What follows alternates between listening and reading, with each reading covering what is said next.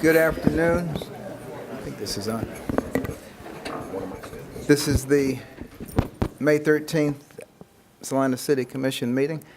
Call the meeting to order and ask for a roll call.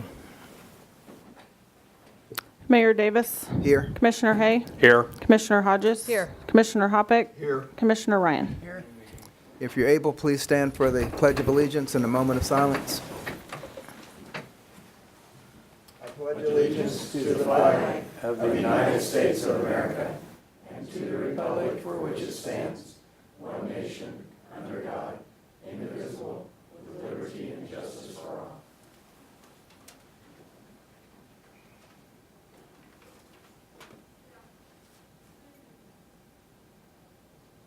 you. And we will start with awards and proclamations. Item 3.1, the day of May 18th, 2019, as Kids to Parks Day in the city of Salina. Sam Stone, Parks and Recreation Advisory Board Youth Member, will read the proclamation. Proclaiming May 18, 2019 as Kids to Parks Day in the city of Salina, Kansas. Whereas May 18, 2019 is the 9th Kids to Parks Day organized and launched by the National Parks Trust, held annually on the third Saturday of May. And whereas Kids to Parks Day empowers kids and encourages families to get outdoors and visit America's parks, public lands, and waters. And whereas we should encourage children to lead a more active lifestyle to combat issues of childhood obesity, diabetes, hypertension, and hypercholesterolemia. And whereas Kids to Park Day will broaden children's appreciation for nature and outdoors. And now, therefore, I, Trent W. Davis, MD, Mayor, do hereby proclaim May 18, 2019 as Kids to Parks Day. Thank you. Don't leave yet. One, you have to take this with you. And two, are there any fun things that the adults here can go to the parks and enjoy with their kids? Any activities in particular that you want to highlight? I do not see any activities on here. All right. So then everyone, come on up, should be in the park this Saturday with their child or their parent, depending on which way your generational connections swing. Come on up front, Sam.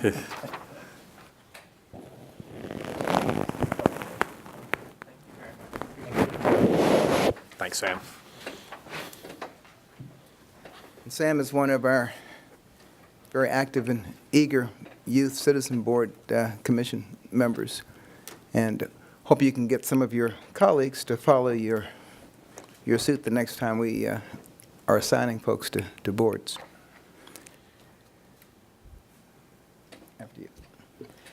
Item 3.2, the day of May 15th, 2019, as Peace Officers Memorial Day, and the week of May 12th through 18th, 2019, as Police Week in the city of Salina. Chief Brad Nelson will read the proclamation. I'm not sure I can beat that. Very nicely done.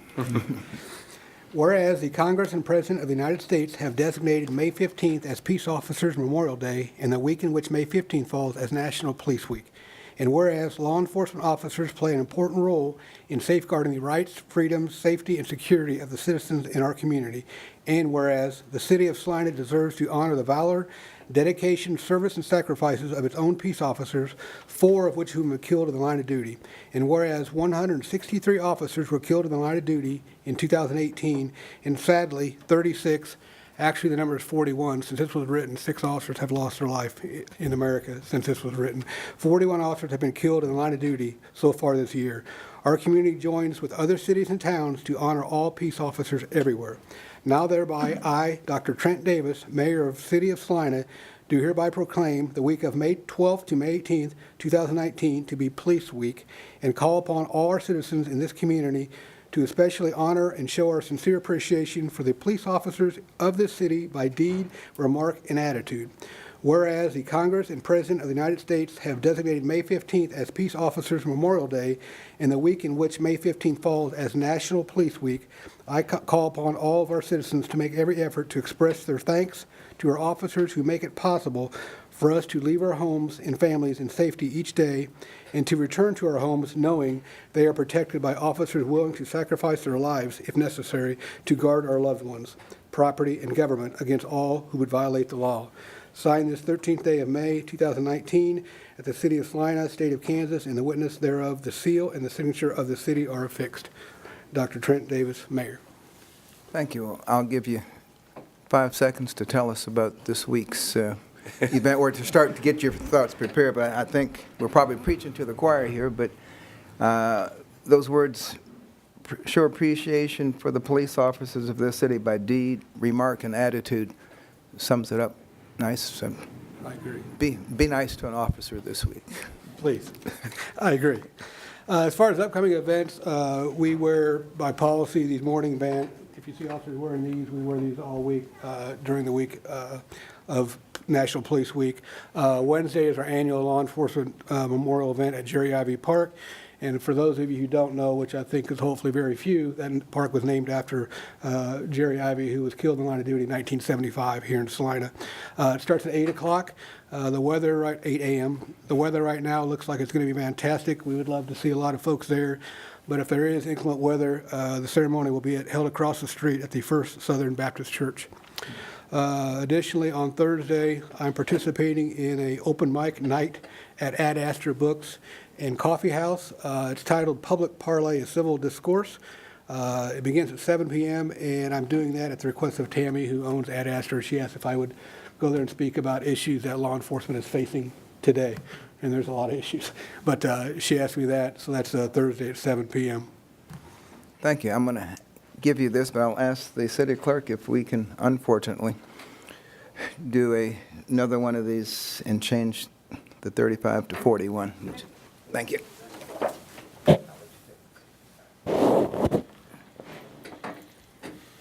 Well, we're now ready for the Citizens Forum, which is an opportunity for anyone who'd like to address the commission on an item that's not on the agenda. And we'd ask you to limit your comments to 5 minutes.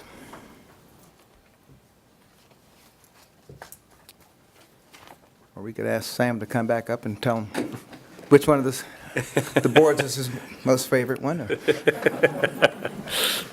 or what we can do to get some more youth involved. All righty. Seeing no one, we will move on to actually the consent agenda, as we have no public hearings today. Item 6.1, approve the minutes of May 6, 2019.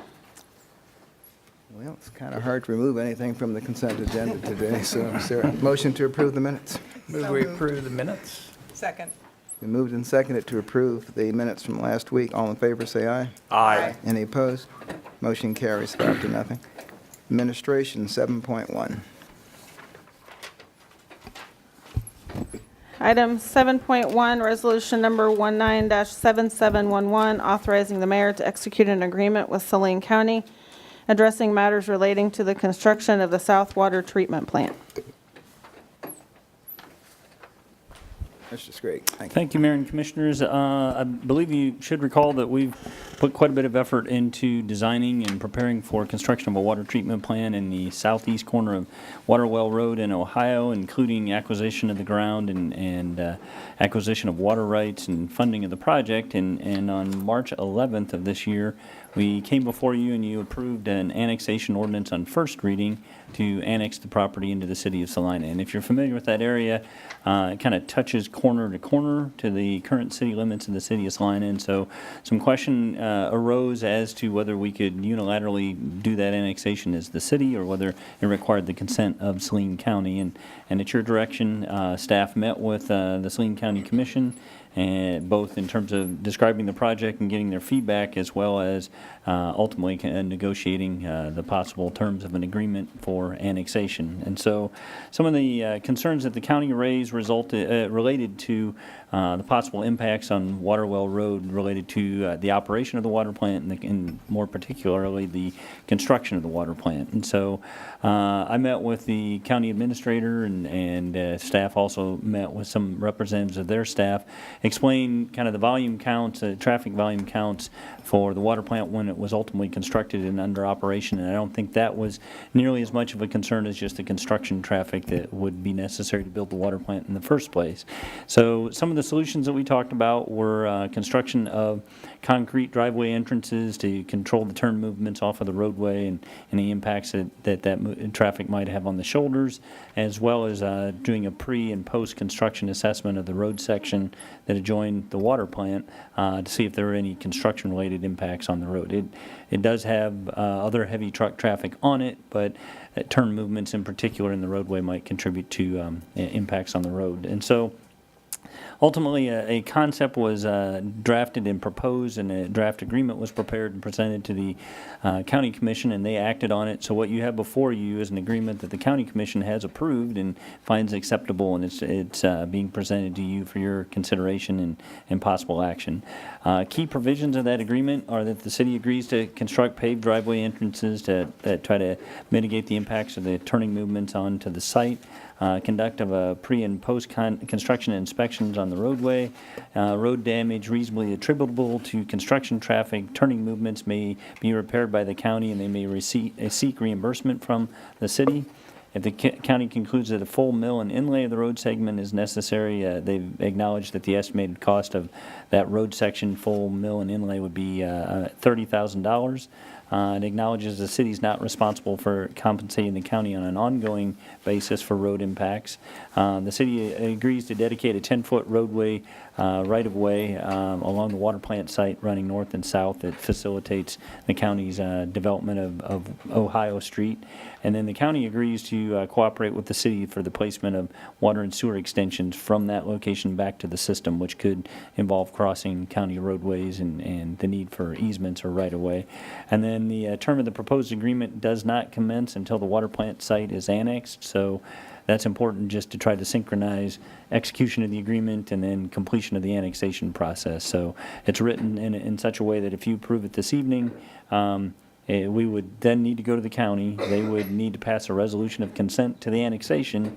We would then return back to you to take action on the second reading of the annexation, but it's written in such a way that that whole process has to run its course before any of these terms are binding by way of the agreement. So it's in conformance with our strategic plan in terms of balancing our community growth and providing high-quality services and being supportive of industrial development and economic expansion. As it relates to this particular item, the agreement with the county, there's no fiscal impact. Obviously, there's fiscal impact associated with the water plant project, which you've already considered as, at the point that you authorized the project. So we've identified 4 options for your consideration. You can approve the resolution that's presented to you, which would authorize the mayor to execute the agreement with Saline County. You could approve it with amendments as you deem appropriate. You could postpone consideration to a specified date, or you could vote to deny the resolution. The result of such a denial would mean that the water plant there wouldn't be Saline County consent, and the water plant project would remain outside the city limits. Doesn't necessarily preclude the water plant project in and of itself, but by way of annexation, we would provide our own emergency services and public safety services, and just is more cohesive. So staff recommends approval of the resolution and the agreement as it's presented to you, and I'd be happy to answer any questions that you might have. Any questions? Thank you. Any questions or comments from the public? Bring this back to the commission for action. Mr. Mayor, I make a motion we approve resolution number 19-7711, authorizing the mayor to execute the agreement with the Saline County. Second. Okay, it's been moved and seconded to approve resolution 19-7711. Any further comments? All in favor, say aye. Aye. Any opposed? Motion carries 5-0. Thank you. 7.2. Item 7.2, financial discussion.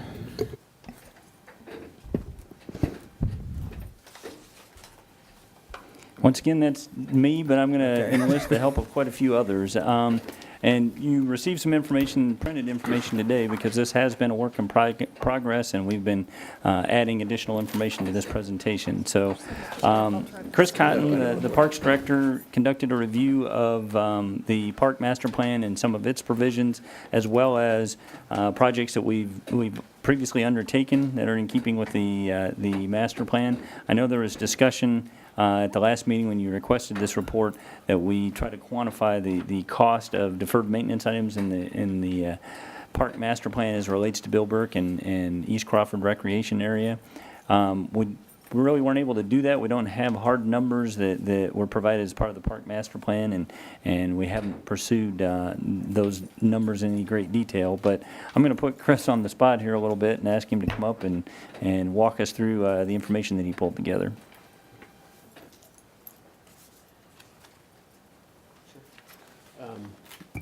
Can we go to the next? I've got a clicker for you if you want that. Yeah, or we can just go to the next slide. You might at least tell them where this document came from. Okay, so this was the review of the park from Mr. Horton. This was his team's analysis of the park as a whole. The recommendations were to remove the soccer fields and redistribute to the soccer complex, make the following softball field improvements. Field 1, move the outfield fence in, which we have completed. Field 8, add an outfield fence, which we have completed. Add 4 new softball fields. We did have 1 field scheduled to go to be added this year. However, due to our budget constraints, we have shelved that project. That project was approved in this year's CIP. Resolve vehicular circulation and parking for safety, parking lot safety issues. We have, with the help of Public Works, in 2017, we did add on to the parking lot and made it so it was so that you could do a complete circle to leave, so there was no more deadhead in one-way place. So I noticed we had lots of issues with that, so we have fixed that. We have not made the parking lot near as big as I think we could eventually, but it has addressed the current issue. Install under drains and regrade fields 1, 2, and 3 to improve drainage. We have not accomplished that as of yet. Reconstruct Old Smoky Hill River overlook to meet code. We have not done that project as of yet. Fix damaged areas of ball field fencing. We have addressed this on a small scale, but just most of that's from where mowers have hit the fence, or where repeated balls to the fence have caused wear. So we have fixed some of it, but not all of it. Remove temporary ball field storage containers, install more permanent structure. That has been done. Add coach pitch batting cages. We have not done that as of yet. Add sidewalk connectivity to new fields. We haven't built any new fields yet, but when we do, the plan would be to put sidewalks to those fields. Convert the concession restroom building into an umpire changing room and add new lighting to the 3 unlit fields. One caveat to that is, to convert the concession and restroom building into an umpire changing room, we would also need to build a whole new concession stand. So the concession stand we have has seen a lot of use. It is not necessarily big enough for as big as Bill Burke has gotten. So at some point in time, we would need to do a new concession stand out there. And then we have added lighting to 2 of the 3 unlit fields. So fields 1 and 8 now have lighting. Field 2 does not. I do think that we should address the drainage issues out there on Field 2 before we put lights in on Field 2. Field 2 holds the most water, and that is a project that Travis and I and some other staff have looked at trying to remediate. This is a rendition from the master plan on what could occur at Bill Burke. The field numbers are a little bit different. What you see labeled as Field 10 is the existing Field 8. So you can see where 2 more fields, a Field 8 and a Field 4, where those would eventually slide into the mix. Field 4 is the one that we were slated to begin work on this year. As you can see, Fields 11 and 12 would be championship fields with additional parking to the north of that if that were to occur. If we continue to develop Bill Burke as an economic destination spot for baseball, softball, we do think that eventually we would need more parking where you see P4. And one way that we've discussed trying to address that is to actually put an access road from to the north where it says P2 down underneath the bridge and then come out where it says B. That way we would have two right-hand turns exiting the place and no left-hand turns. I have seen traffic backed up all the way to McDonald's with people trying to make turns there. So that would be one way to alleviate that congestion.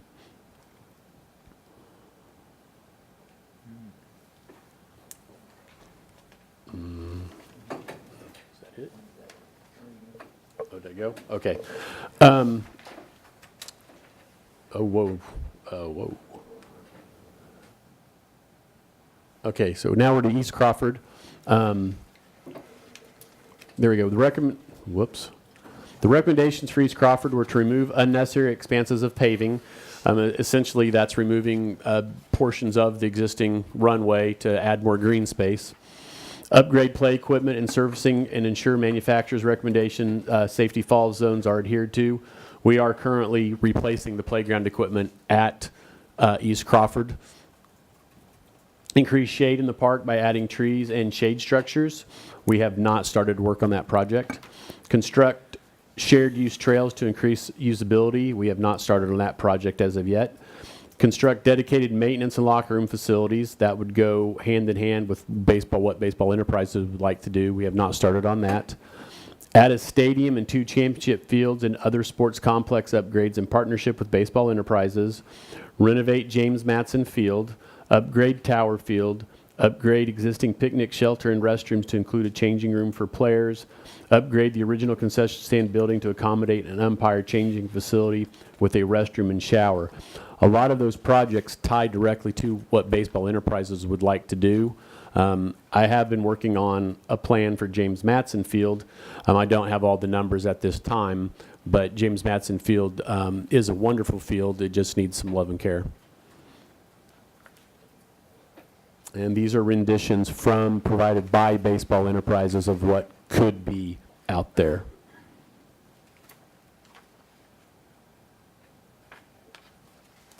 So you can see in this rendition, it's Dean Evans Stadium, and then to the north of that would be the renovation of Wilbur Field with another stadium there as well.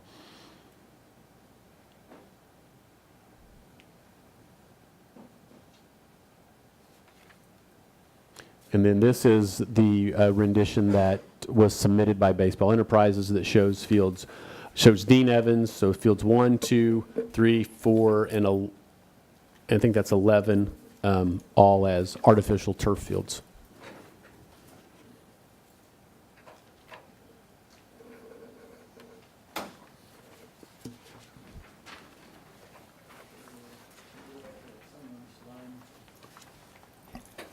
Chris touched on it as he was reporting, but the last slide in that presentation is a summary of what has been completed and what's identified in the, there's one for each. So there's a summary of the completed projects that Chris mentioned. So that's about $534,000 that's been spent so far. And then future projects that were identified for Bill Burke. And then there's another slide for East Crawford. So East Crawford has seen about $205,000 of spending so far, and then the list of future projects are left from the Park Master Plan. So there's a little bit of status update in terms of what's been done and what's left to be done related to the Park Master Plan. That's what we know as of today. So at this point, what I'd like to do is shift over to the PowerPoint presentation that's a little bit broader financial discussion, but definitely factors in the Baseball Enterprises project and as well as others. So, Mike, I didn't see anything in that presentation about addressing the drainage problem at East Crawford. yeah, that is underway, but I don't know that it was called out in the Park Master Plan. So Okay. this was kind of an inventory of Park Master So Plan it wasn't items. called out, I thought it was called out in the master plan because, I mean, it's been an ongoing issue for a long time. Yeah, I'll have to defer to Chris on that as well.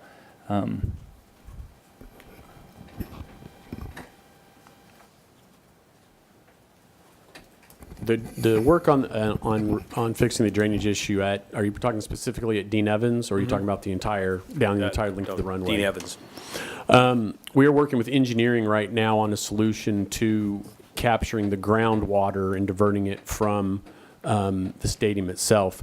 As I think I mentioned last week, we have 3 test holes out there, all which are holding water. Well, the 2 southernmost ones are holding water well above home plate.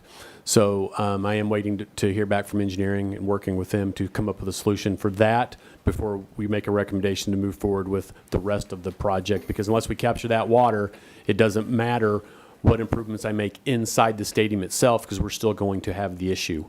But we do have an extensive amount of joints that no longer have caulking or material in them to keep the water from getting below the surface.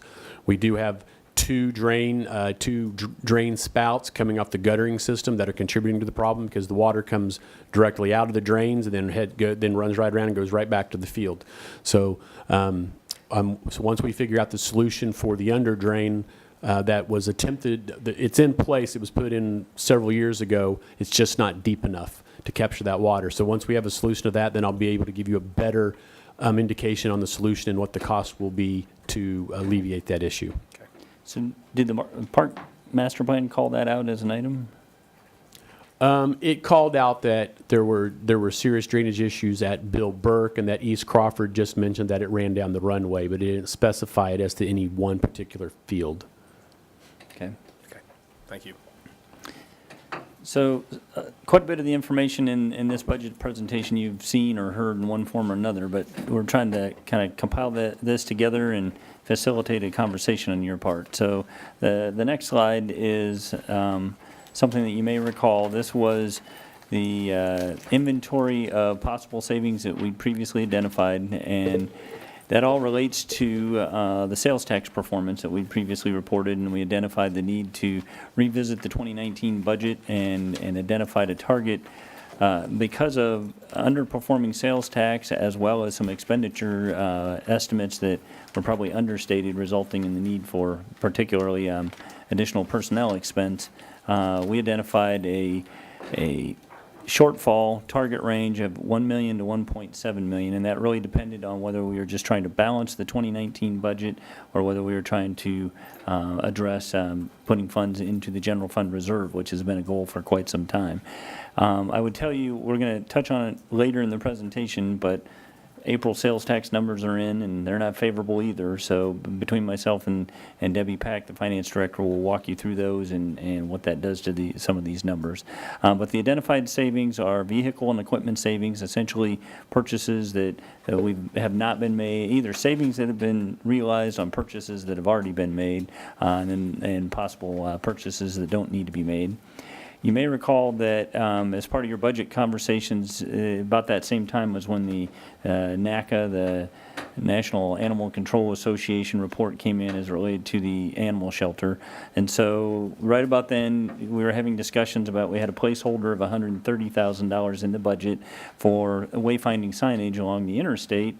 And KDOT had recently come down with a determination that they wouldn't allow wayfinding signage in KDOT right-of-way anymore, which was going to necessitate acquisition of sites for signage. And so as part of your budget discussions, you redirected that $130,000 to animal services, somewhat in anticipation of the need for funds to address items called out in the NACA report. Well, since that time, Parks and Recreation staff and Animal Services staff has been able to prioritize the items in the NACA report and tackle quite a few of those. And we've also had the opportunity to review grant funding that has already been received by the animal shelter.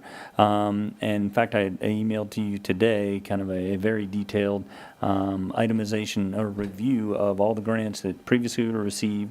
Some of those grants didn't come with a grant award per se that specified the uses, but staff tied them back to the application, primarily Petco. It was more of an instance of application was made and they approved the application rather than imposed specific grant requirements. So all that's been reviewed in terms of the intended uses of those funds, actual expenditures, whether the grant proceeds have been used or whether any of them should be considered as still being retained and restricted.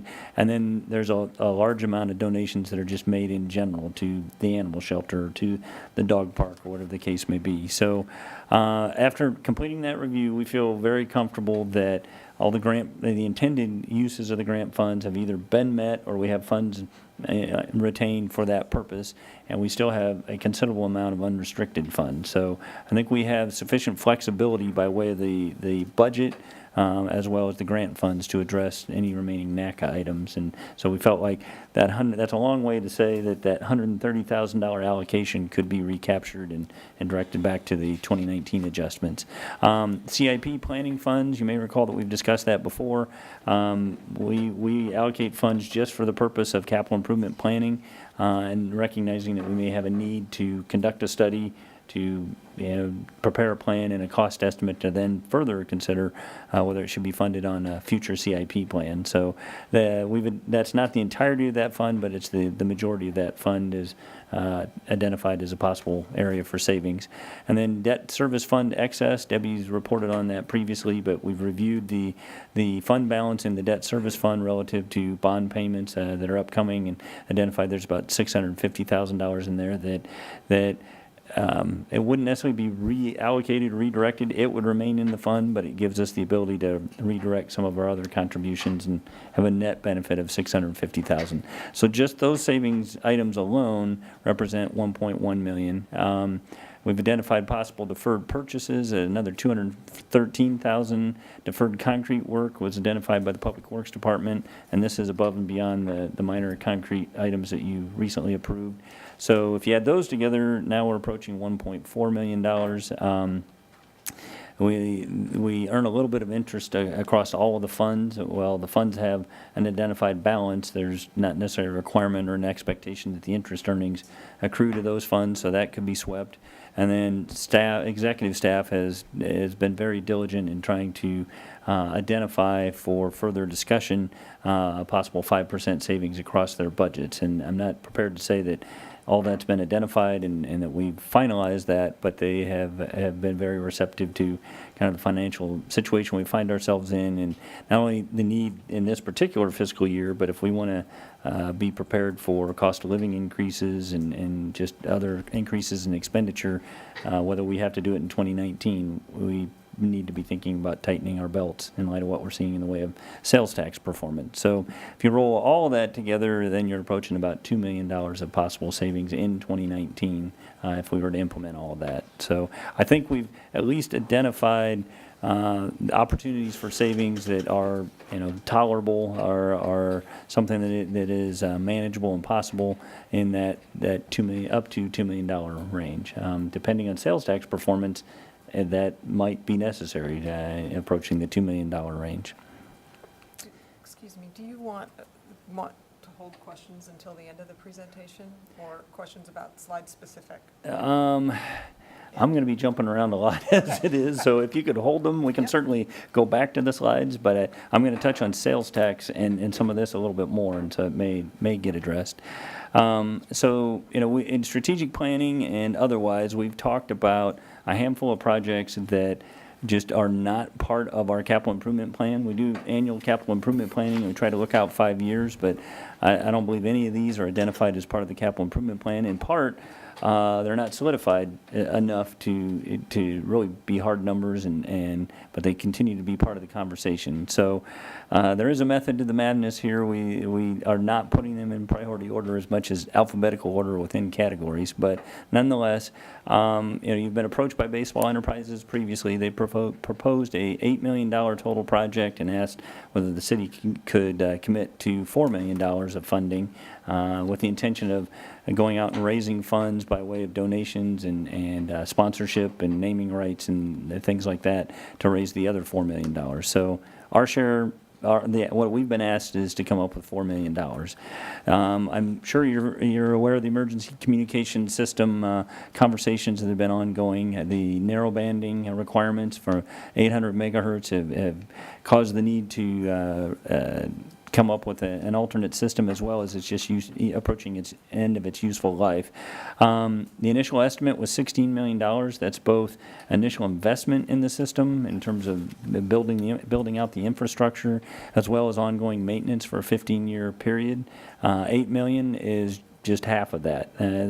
I've been having conversations with Andrew Manley and staff. We have a working group of staff that are working with TUSA, the consultants that presented to you, about system design, whether that there can be some savings realized, the approach to bid it, the approach to finance it. So things could move around a little bit, but we've also had conversations about, from a Salina citizen perspective, the county needs impact them as well if their funding request or funding needs that impact the county. So in one fashion or the other, I think we're in the $14 to $16 million range for that radio system, with staff working on preparing a bid packet for your consideration to authorize going out to bid in possibly 2019 and contract award in 2020. So as part of our budget conversations, we're going to need to have a conversation about whether we're ready to authorize the bid and whether funding could possibly be in place in 2020 for the city share, and the county's having the exact same conversation for the county share. We've been talking about groundwater contamination cleanup quite a bit. And again, this is kind of a placeholder number. The most recent cost estimate that was presented as part of the Kansas Department of Health and Environment public hearing was $92.5 million, and the previous consent order and final consent action and final order was a 90-10 split between the federal government and the city of Salina. If that 90-10 split applied to that amount, we're at $9.5 million with final details, both in terms of cost and cost allocation, yet to be determined. But for planning purposes, I think it's probably prudent to assume that we're at a 10% level of that estimated cost, if not more. Kenwood Park Expo Center improvements, there were conversations a year ago or so about renewal of the Expo Center Kenwood Park lease with the county, and discussion about kind of coordinating development of the river plan through the area, as well as renovation of the Expo Center site.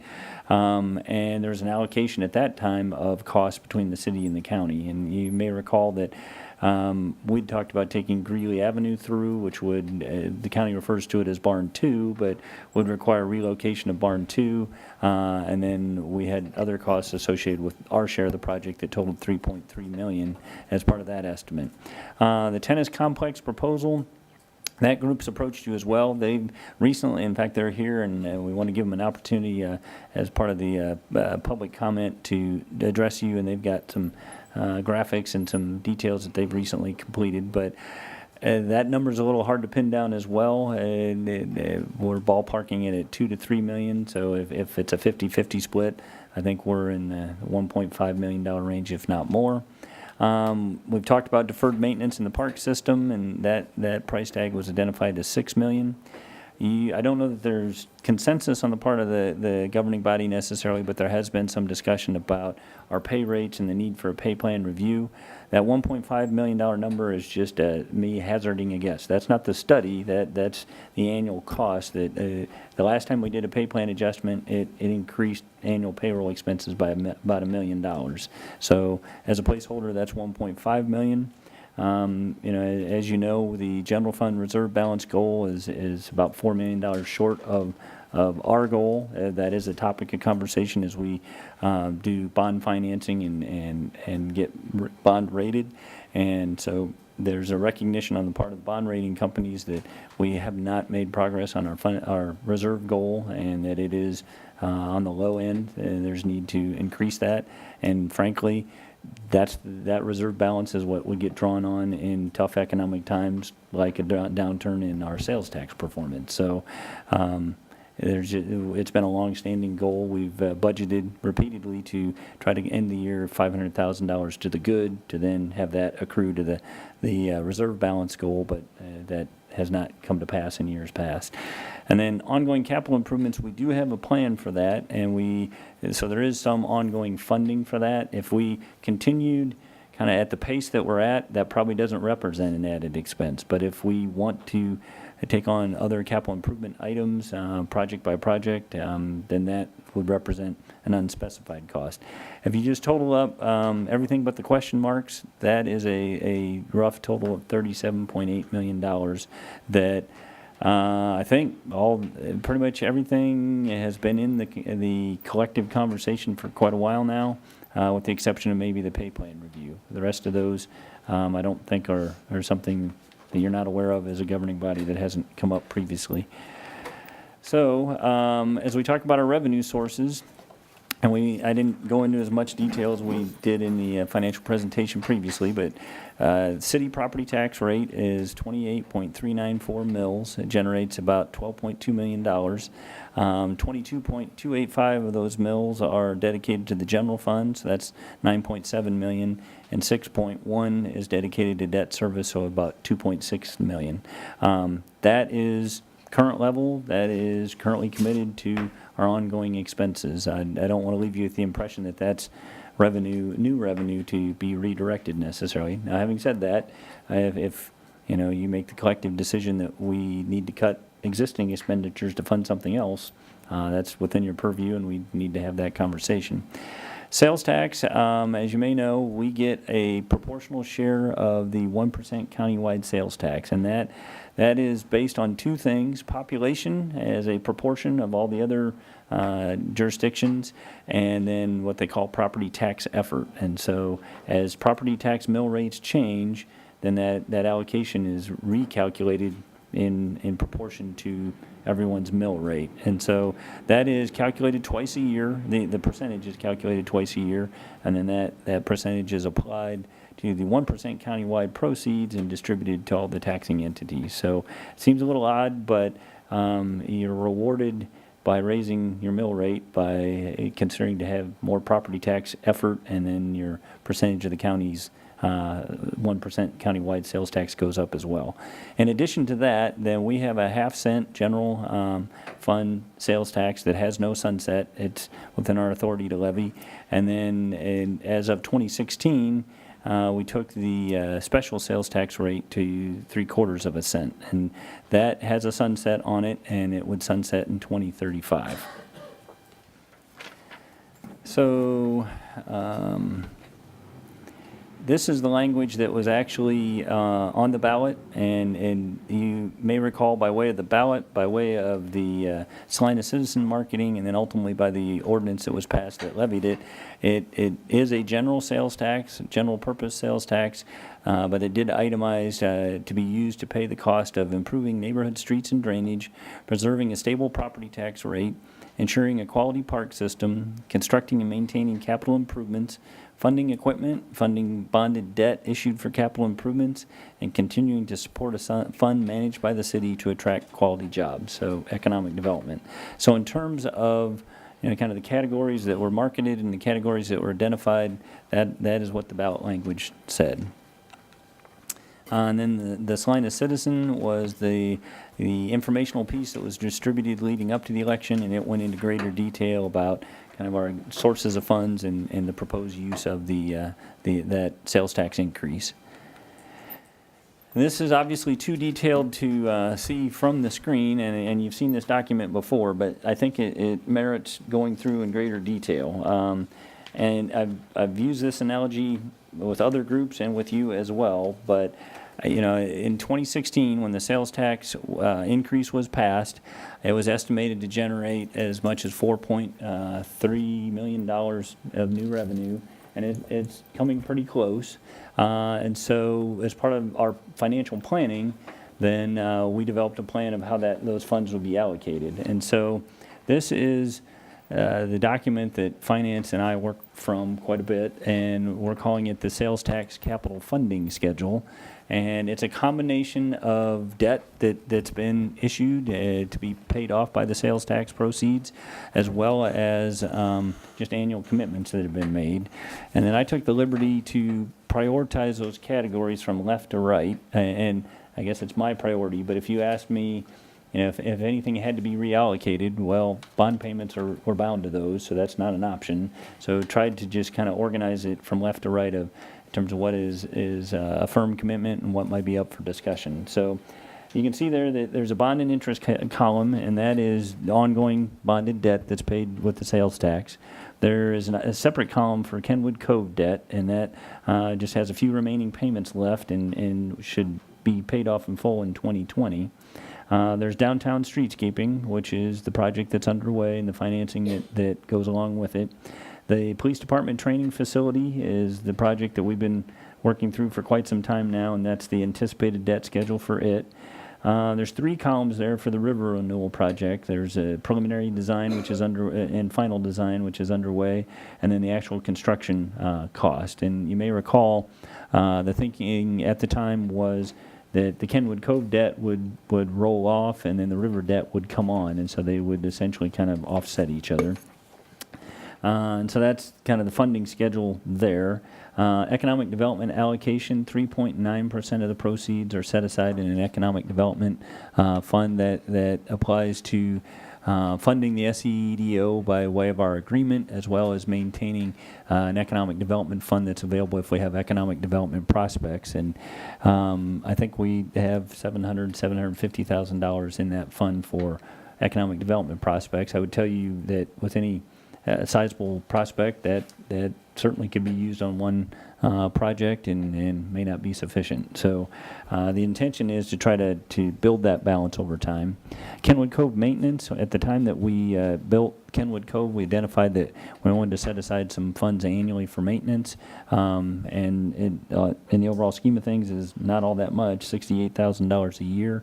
That is not a bonded debt of any kind. You could choose to reallocate that. You'd essentially be deferring maintenance that we previously set aside for Kenwood Cove.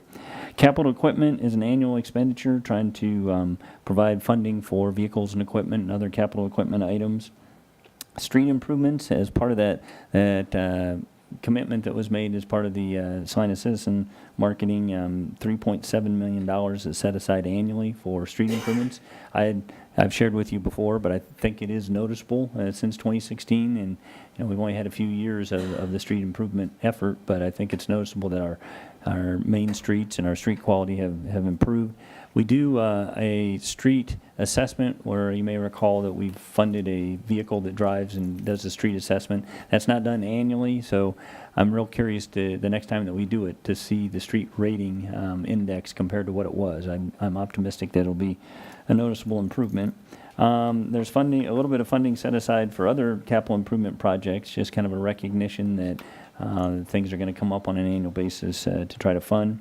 There is $500,000 set aside for park projects. Chris mentioned that. That is in this year's budget, and we've met with you and tried to develop a priority system for all the park master plan improvements. We've not been able to get a parks tour scheduled, but my intention was to very deliberately kind of agree on a priority system and then prioritize the park master plan recommendations so that we could systematically start applying that $500,000 to in all the breadth of the park master plan improvements that are recommended.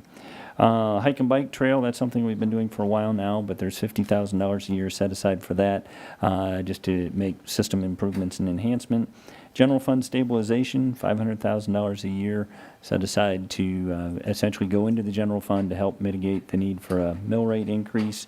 And then you may recall the Lee Building loft project approached the commission a while ago. In fact, it is nearing getting all their funding in place and nearing pulling their building permit and commencing the project. And they've been in contact with me over the last couple of weeks to negotiate a development agreement and bring it back to you for action so that they can receive that funding that had previously been requested.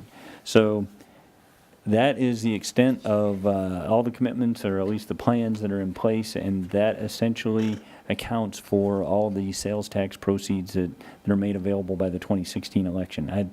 I shared with you that as I presented to other groups, I kind of analogized this to not necessarily even getting a raise, but going and getting a job and getting a sizable increase in pay. And we've added an addition on the house, and we've gone and financed new cars, and we've fallen in the habit of going out to dinner and a movie every Friday night, and we've just kind of grown into that new income. And that's not to say that that's a bad thing, but I think that while we were able to do that, what that funding made available created expectations that we could continue projects and sizable projects when in all actuality we've committed our sales tax proceeds for the life of the sales tax going forward.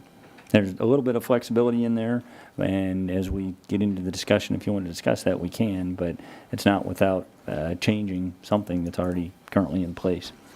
So I mentioned sales tax performance, and April's numbers are in.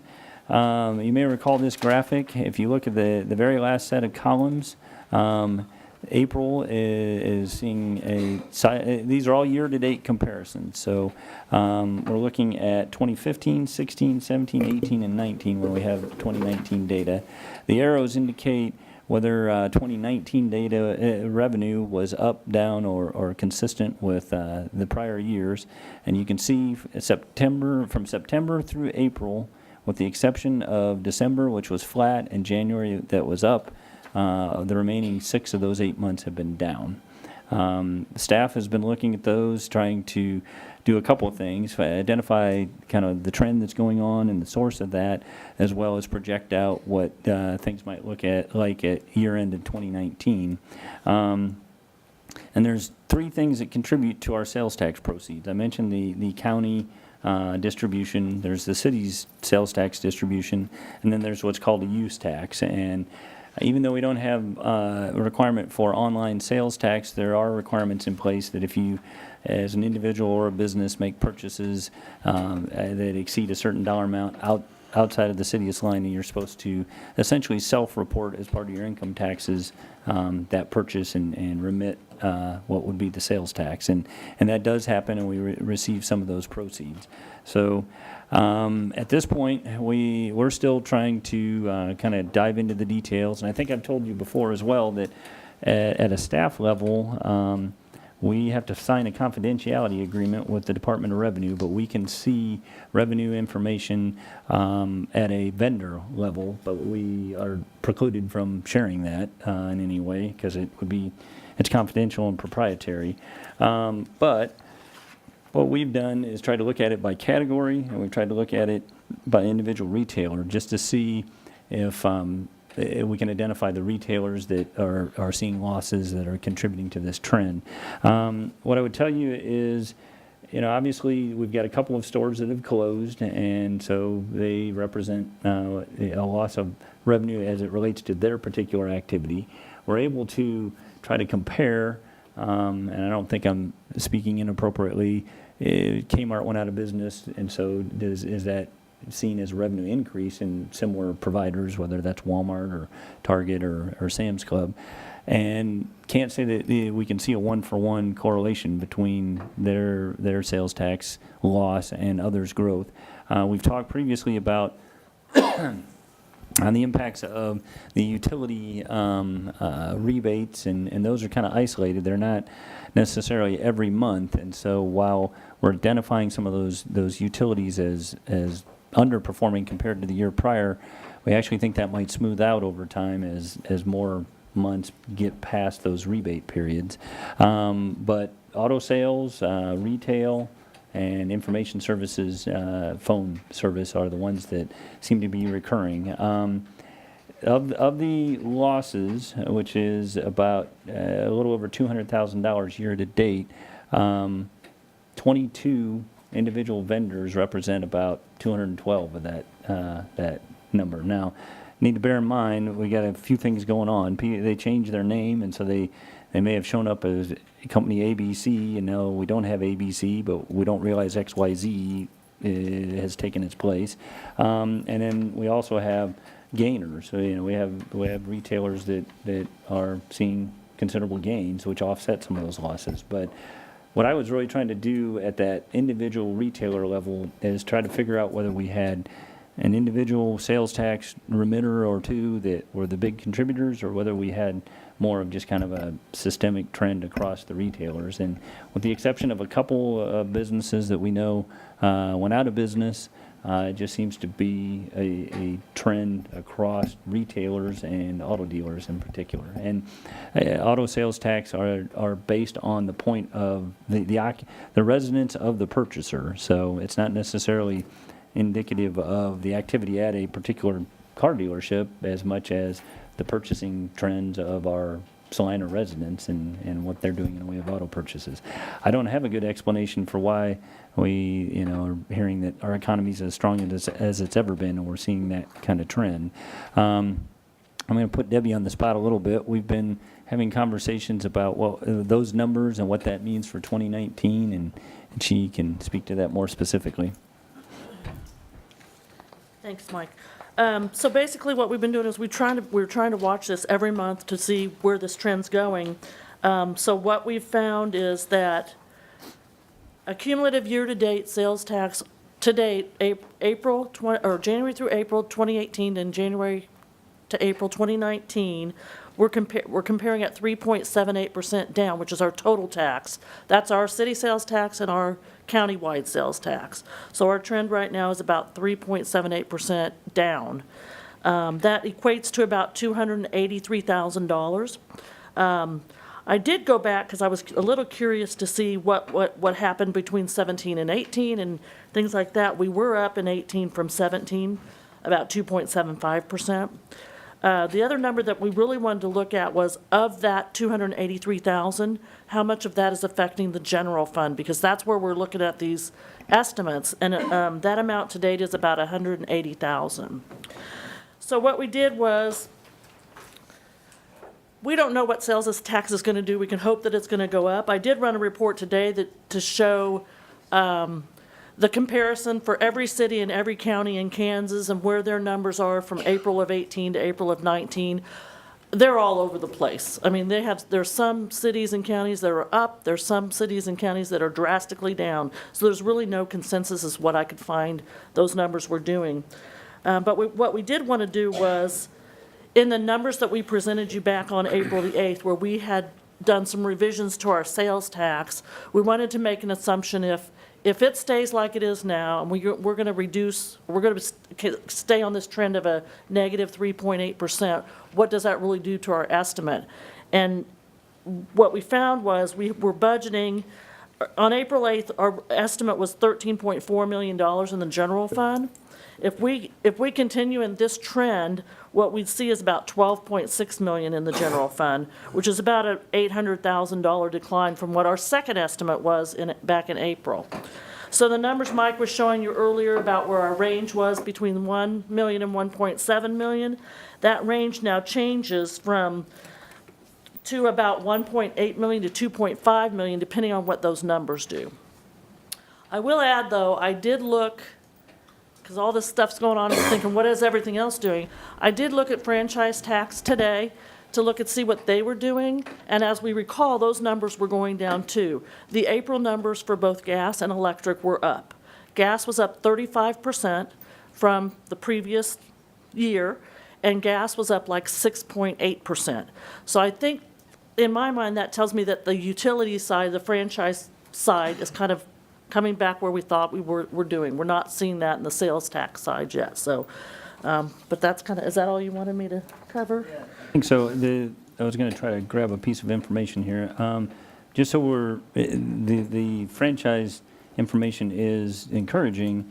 Sales tax accounts for 32% of our revenue, and franchise fees account for 16%. So gains in franchise fees don't necessarily Don't make one-for-one up for it, no. offset sales tax losses.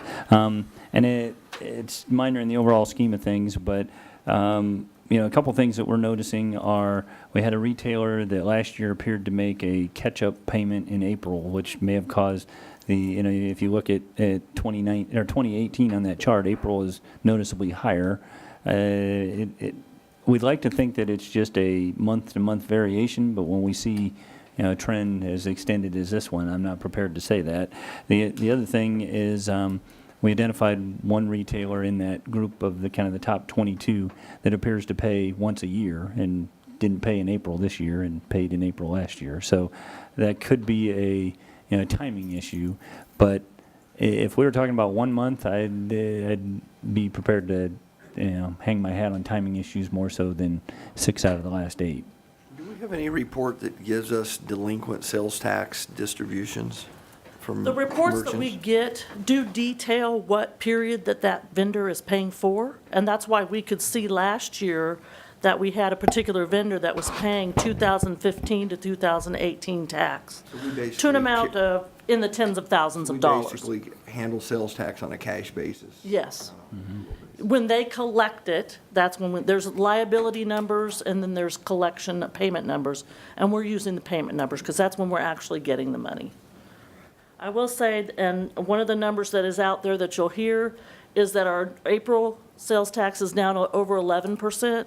That is comparing April of this year to April of last year. And when we went back to that detail, and we could look at one vendor was between 50 and 100,000, I will say, that was paying back taxes that we could see on that vendor report. So it's hard to tell where it's going to go at this point. So All we can do in is keep our part, eye that's on it. why the numbers that we've been discussing are year-to-date numbers, January through April of 2019 compared to January through April of 2018. That's a third of the year at this point to try to be a basis of comparison. Does the state not have a mechanism to basically collect those in a more static? Because I'm just thinking They of a do. vendor, and I'm just going to throw it out there. Dillard's leaves town, and although I know they didn't do this, but they could collect sales tax, file Chapter 13 bankruptcy and never pay their sales tax. I know they have some enforcement, they have enforcement capabilities, and I did email the state today, because as these numbers are coming through, you start asking questions, and ask them if in 2018 there was some enforcement project that they went through. I mean, I'm trying to think of what could have happened in 18 that caused those numbers to look as high as they did. I haven't gotten a response from them, but they do. They have enforcement capabilities come out and shut you down, or take it right out of your till. But I don't know how often they do that or what that looks like. But in addition to kind of that issue, retailers can pay on a different schedule. It's Yes. not everyone has to pay monthly. And so the Department of Revenue can maintain kind of an accrual basis of what has been collected, but that doesn't necessarily mean, and there's a lag time just between the retailer submitting it to the state and the state submitting it to the city, which creates about a 2-month lag time. But not every retailer is required to remit monthly. Right. Some are monthly, some are quarterly, some are accelerated, whatever that might mean to them, and then some are annual, just depending on their level of sales, I believe. So that's a little bit of background as it relates to what we're seeing sales tax-wise at the moment. Additional revenue sources are transient guest tax. It's currently at 6.7%. And by way of agreement with the Salina Convention and Visitors Bureau and others, 3 of that 6% goes to CVB for their efforts to generate transient guest tax in the first place. 2% of that is dedicated to the Tony's Pizza Event Center operations. 1% of that is dedicated to debt service. And so I should back up. The operations amount helps offset kind of the operational losses at the Tony's Pizza Event Center. And then the debt service is for the renovations that were done previously. There's what we call it the CARM Cultural Arts Grants, but it's cultural arts and, oh, I had it, now I just lost it. But cultural arts marketing, essentially. And 0.5% is dedicated, and there's what's creatively referred to as Fund 1 and Fund 2 in those, within that 0.5% that gets allocated as a kind of a grant allocation. And then there's 0.2% for Kenwood Oakdale marketing, which could market activities at the Expo Center and is certainly used to market activities at the Tony's Pizza Event Center. So essentially, as the agreement currently stands, all the incoming transient guest tax revenue is allocated proportionally to those different locations. Franchise fees, we've talked about those before, but you have the different forms of utilities that can be franchised, and the rates that are reflected there are the current rate. So Westar Electric franchise is 6%. The gas, telephone, and wireless franchises and cable as well as video are all 5%. There's not each one of those may have some unique statutory provisions, but they're all subject to the terms of a executed franchise agreement and renegotiation of a franchise agreement if we wish to change those. The Westar rate was changed recently. I think it went up a percentage point, so that's why they're at 6 and the rest are at 5. But I believe Jason made an effort while he was here to approach the other franchise utilities, and Westar was the only one that was receptive to an added rate. Are those franchise fees earmarked for anything, or are they going in the general fund? They go into the general fund. There are no specific earmarks. I've reneged on my holding questions to the end. So. It's just a habit. So I get asked a question, I answer it. So- You're saying they can refuse, if we would want Right, to it's a raise 1 to negotiated 6, they could arrangement. refuse that Right. request. Yep, yep. And I'd seen something that there's some recent FCC regulations that may reduce what we receive from Cox specifically in terms of they can attribute value now to the PEG channels that they provide, and then they deduct that from, so Yeah. that may be another Right. potential. And I would tell you, at the federal level, there appears to be a lot of support for 5G and small cell technology, and local franchise ordinances and fees are seen as hindering that. And so there has been historically, and there continues to be interest in preemption of any local authority for franchise fees or review and approval. So at a federal regulatory level, I see the landscape getting worse rather than better for us in terms of franchise fees. With respect to new revenue, assuming that you're interested in finding ways to fund that $37 million worth of project list, there's property tax, and that requires approval by the city commission. It is subject to property tax cap limitations that are CPI-based, and there are exemptions for public safety. So I don't know that I'm prepared to speak in specifics about what that could be, but if that's something that you want staff to pursue, we could gather additional details. There's the sales tax, and these are the caps of what we could levy. General sales tax up to 2%, special sales tax, which is limited to a 10-year sunset, up to 1%, and those have to be approved by election. So just a little bit of summary there in the box. The state levies 6.5%. The county levies 1%, which is that levy that I discussed previously that we get a proportionate distribution of. And then we currently levy 1.25%. And even though it was a sales tax with a sunset, it was levied as a general purpose sales tax. So that allowed for the longer sunset provision. And that's how we have 1.25% of that 2% maximum in terms of sales tax. Transient guest tax can be levied by a charter ordinance approved by a two-thirds majority of the city commission. Charter ordinances are subject to a 60-day protest petition process. If the petition is successful, then that requires a general election to have whatever have the charter ordinance go into effect. That's not just sales tax, that's a number of topics. And then franchise fees we've already talked about, but that would be subject to renegotiation. And then as part of some of our budget conversations recently, I think Jim Kowach made a passing reference to a stormwater utility. And there are communities that have a stormwater utility, and they're able to levy a fee. Usually it's based on calculation of impervious surface and runoff that's being generated by a property.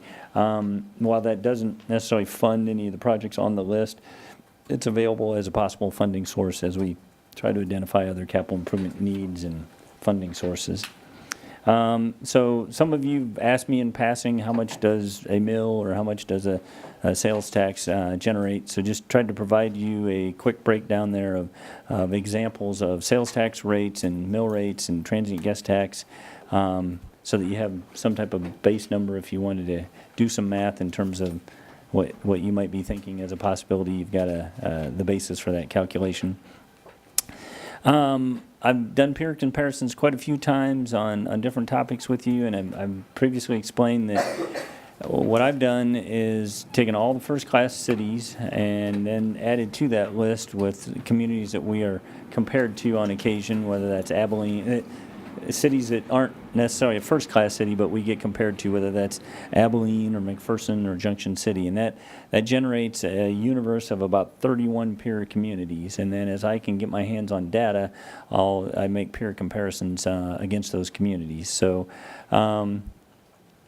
with us being at 8.75%, compared to other communities, there essentially are 7 communities with a sales, of that universe of 31, there's 7 communities with a sales tax rate less than 8.75.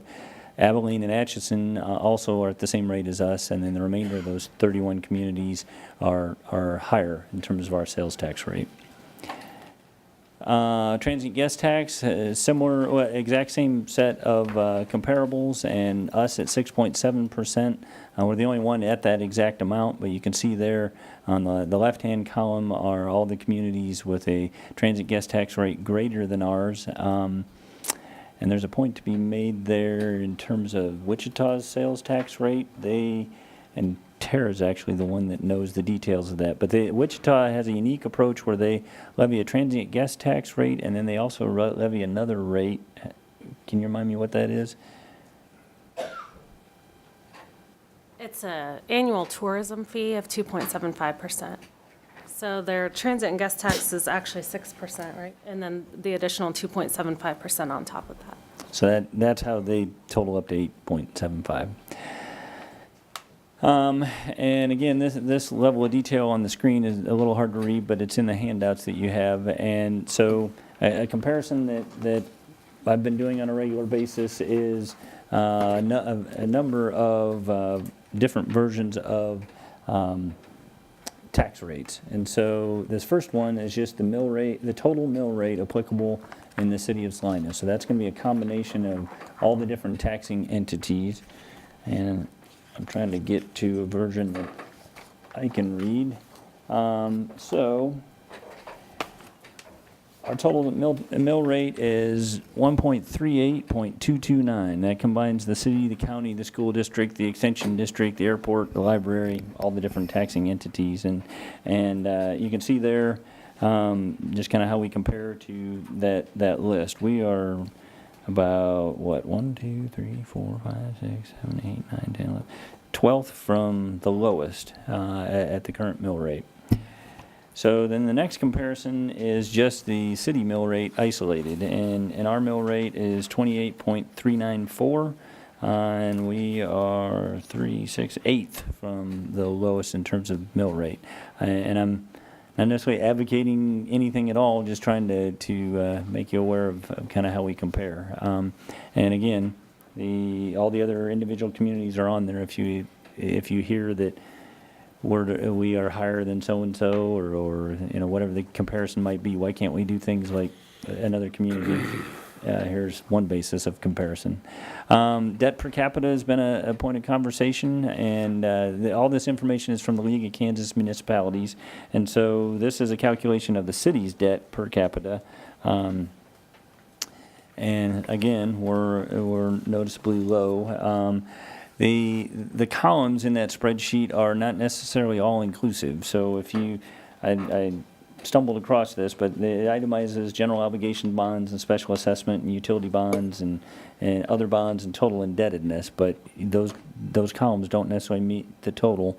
The league explained that there's just a broad list of other forms of debt that they wouldn't be able to itemize in this report, but the total bonded indebtedness includes it all, and star bonds would be an example of one that doesn't have an isolated category but would be in the total debt. But nonetheless, just taking our debt divided by our population, we're relatively low. So then I told you that I was packing some financial cheat sheets at the strategic planning session, thinking that the conversation might go there. These are some of those cheat sheets that I prepared.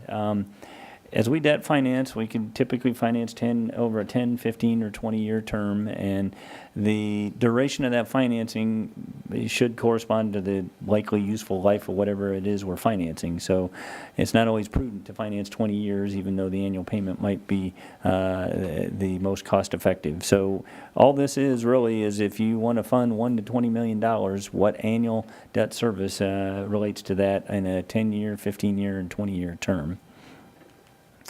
Similarly then, if converting that to mill rate and sales tax rate, if you wanted to finance $1 to $20 million over 10, 15, and 20 years, what mill rate would be necessary at our current assessed valuation to fund that debt service, and then sales tax rate. And obviously, the caps factor into both of these. Just because it's on this table doesn't necessarily mean the numbers work from a cap standpoint. And as I mentioned before, sales tax is subject to election, and mill rate is subject to your will as a governing body, as well as the property tax cap. So we talked a while back when we were looking at the capital improvement plan about just kind of our current debt service. And so this chart shows by color the debt that was issued and kind of how it all stacks up and over time what that debt service is going to do. Obviously, over time, it'll go to zero if we did not finance anything else by way of debt and paid off our notes. But our history has been to, annually look at the capital improvement plan, look at the debt mill rate, look at the debt that's being paid off, and try to identify available resources that could fund the capital improvement plan. So if, some communities are able to get that pretty locked in terms of a mill rate that they're satisfied with and a debt schedule that just causes debt to roll off and free up funds to capture and apply to future capital improvement projects. Ours vacillates a little bit, but we try to be mindful of that as we put the capital improvement plan together. So now we're back to that same list of identified project wants and needs, and so itemize the cost of each on the left-hand side, and then in the 10-year, 15-year, and 20-year column is what the annual debt service would be for each one of those projects.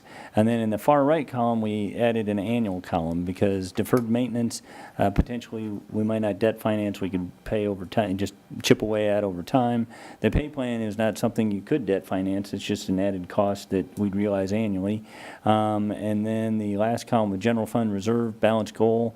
The thinking there is if we could get back on track to generate $500,000 worth of funds, and then that may not be the right number, but if we could gain ground at $500,000 a year, then we'd be making headway towards that $4 million gap that we have. So I took the liberty of guesstimating what term some of these might be. So baseball enterprises, given the useful life of the facilities, I assume 10. We might be able to have a conversation about 15 and funding deferred maintenance and what that might look like. But for the sake of conversation, assume 10. Emergency communications, the stated life of the equipment is 15, so assume 15. Groundwater contamination, that's kind of a one-time fix. Hopefully we can get it done, and there's some ongoing monitoring, but for the most part, it's not a useful life question and can be financed over 20. The Kenwood Park Expo Center, our portion of that would be kind of a long-term item and can be financed over 20. Deferred maintenance in the parks, if we did want to finance it and we thought we could do that for 15, that's what that would look like. As I mentioned, the pay plan, I'm sorry, I jumped ahead. The prior item is the tennis complex, assuming a 15-year useful life on the majority of it, recognizing nets and screening, that type of thing might be a more of a recurring item. Deferred maintenance assumed an annual contribution. General fund reserve, sorry, I'm still skipping one line ahead. The pay plan, assuming 1.5 million there, and the general fund reserve goal of 500,000. So you roll all that together, and that is annual payment-wise, that is $4.6 million of payments each year. Based on those assumptions. So, talked a little bit about a transient guest tax funding scenario, and I'll try to walk you through that. Our transient guest tax rate currently is 6.7%. If you authorized raising that rate to 8%, it would generate approximately $351,000 annually that could be used for debt service. As I reported earlier, a portion of the transient guest tax proceeds as a percentage are distributed to the Convention and Visitors Bureau. So last year, I think that was about $812,000, and there was another year not too long ago that exceeded $800,000. Other years were more in the $725,000 range. And this is just my assumption, or for the purpose of this model, but if that was capped at $750,000, and if we saw growth over time, that 750 could increase by the corresponding percentage. But essentially, capping it at 750 would avoid passing through 40% or that share to the CVB and some of those other entities. And then the cap of CARM and Kenwood Oakdale represents the dollar amounts that are allocated today. So $351,000 with debt finance, roughly $4 million over 15 years. So, previously I talked about a 10-year term for financing the Baseball Enterprises project, but if we were going to try to do this by way of transient guest tax in this model, it more likely would take 15-year debt financing to make it work. And then that's just identifying one particular need. The same argument could be made for the tennis complex in terms of use of transient guest taxes. And I should tell you, there's a note there that transient guest tax revenue is used to promote tourism and conventions. It is very broad. So, money being fungible and able to be reallocated, you could say that, well, we're going to use transient guest tax to fund current expenses that we are funding out of the general fund that are tourism related, to give us just some general fund relief, if that was your preference. So I don't want to leave you with the impression that the transient guest tax is only available for the Baseball Enterprises project or the tennis project. It would be available for quite a few other things that, in a roundabout way, could free up funding for groundwater remediation, could free up funding for a radio communication system, if that was your desire. And with that, I'm kind of at a stopping point. I'd be happy to go back to previous slides and talk them through with you. I guess the outcome that would be helpful from a staff level is you get some sense of additional research you'd like us to do, scenarios you'd like us to run, as well as, I hate to put you on the spot, but any indication of priority, and whether that's any or none of the items on that list, as well as interest in funding sources and anything we can do to gather more information for your consideration. Ask the commission first, do you want to go straight in, or do you want to stretch for 5 minutes? It's agreeable with this side of the room? What's that? Stretch for 5 minutes? Oh, yeah, I'm fine with Right. that. Take a 5-minute recess and come right back. All right.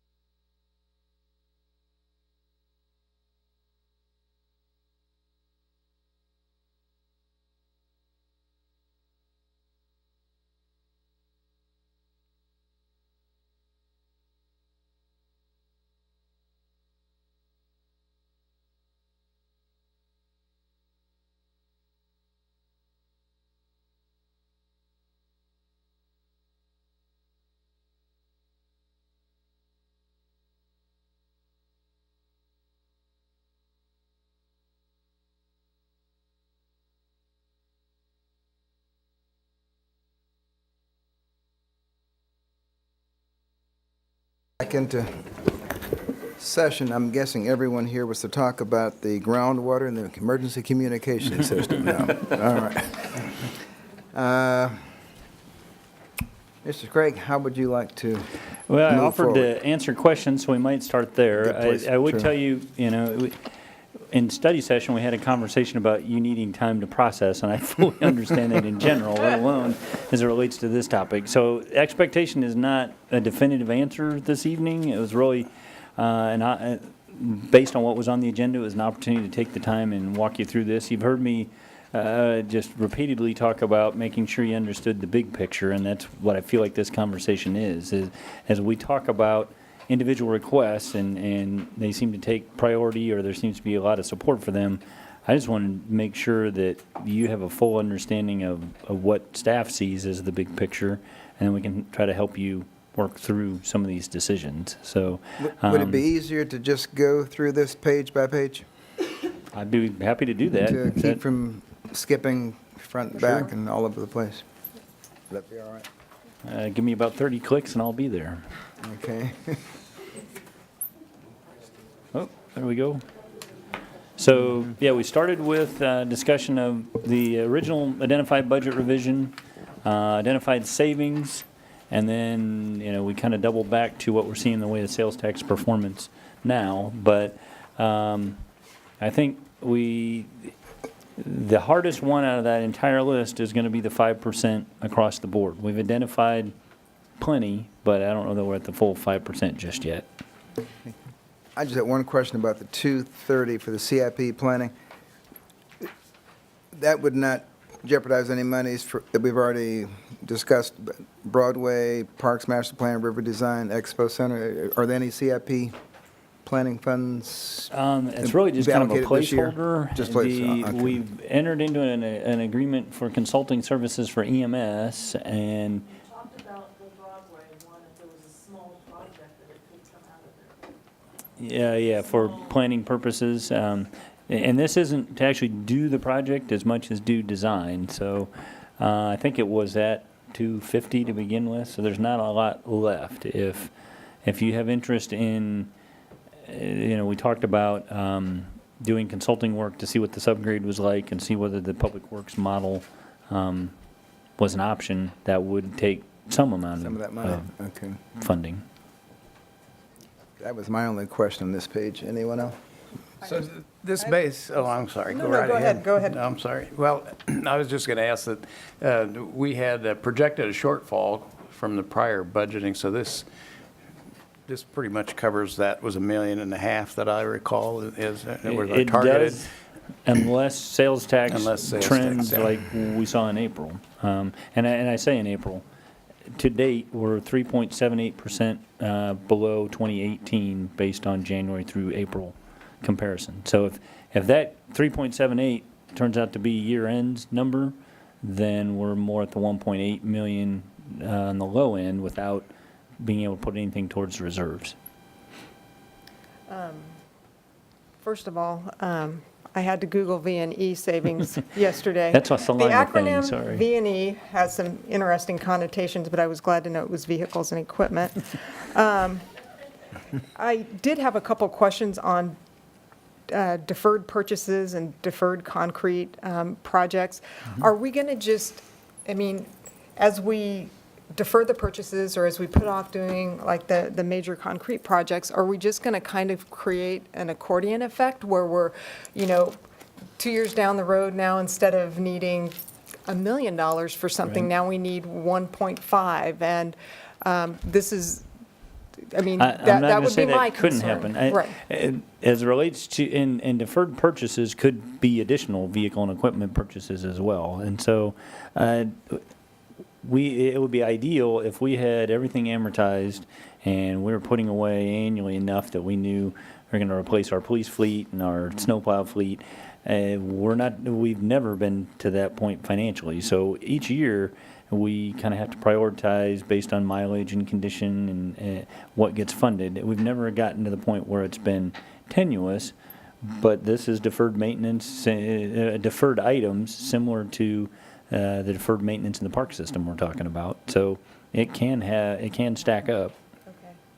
And then in terms of the 5% non-personnel expense reductions, are you at this point looking at that as applied equally throughout all the departments, or are there going to be some more targeted expense reductions where you see those reductions being able to be made? I cannot say enough good things about exec staff in terms of how they've responded. The first pass was just a willingness to identify, well, if we need to tighten our belts, here's what we can do. And about that same time, we talked about 5%. So it's completely understandable that quite a few of them are saying, I already identified a really big project that you've, taken into consideration. Do I still have to come up with another 5? And that 5%, in my intention for that was just kind of a target versus just see what you can do and get back with me. Let's see if you can get in the 5% range. Some of the, when we take out some big projects, that could be considerably more than 5% at a particular department level.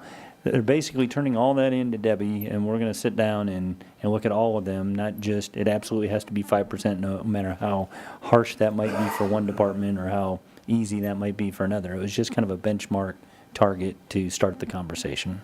And final question on this. In order to get up to being able to put, say, like $500,000 into the general fund this year, what is your comfort level in terms of what we need to make up for the shortfall? Would like the $2 million take care of it? I mean, just assuming that things stay relatively flat as opposed to being at a negative 3.78. We calculated it based on the 3.78 negative, and that number's at $2.5 million. Okay. That includes putting out $500,000. Well, actually, our original goal was $705,000 left in the fund balance at the end of 2019, and that's always been our target. Okay. Because that was what we originally budgeted. Okay. Was Just to clarify, $705,000. to say left in the fund balance, they're at What general is that? fund. Yes, not the yes, fund no. balance. The excess for this year, that would remain in the fund balance. What is the fund balance now?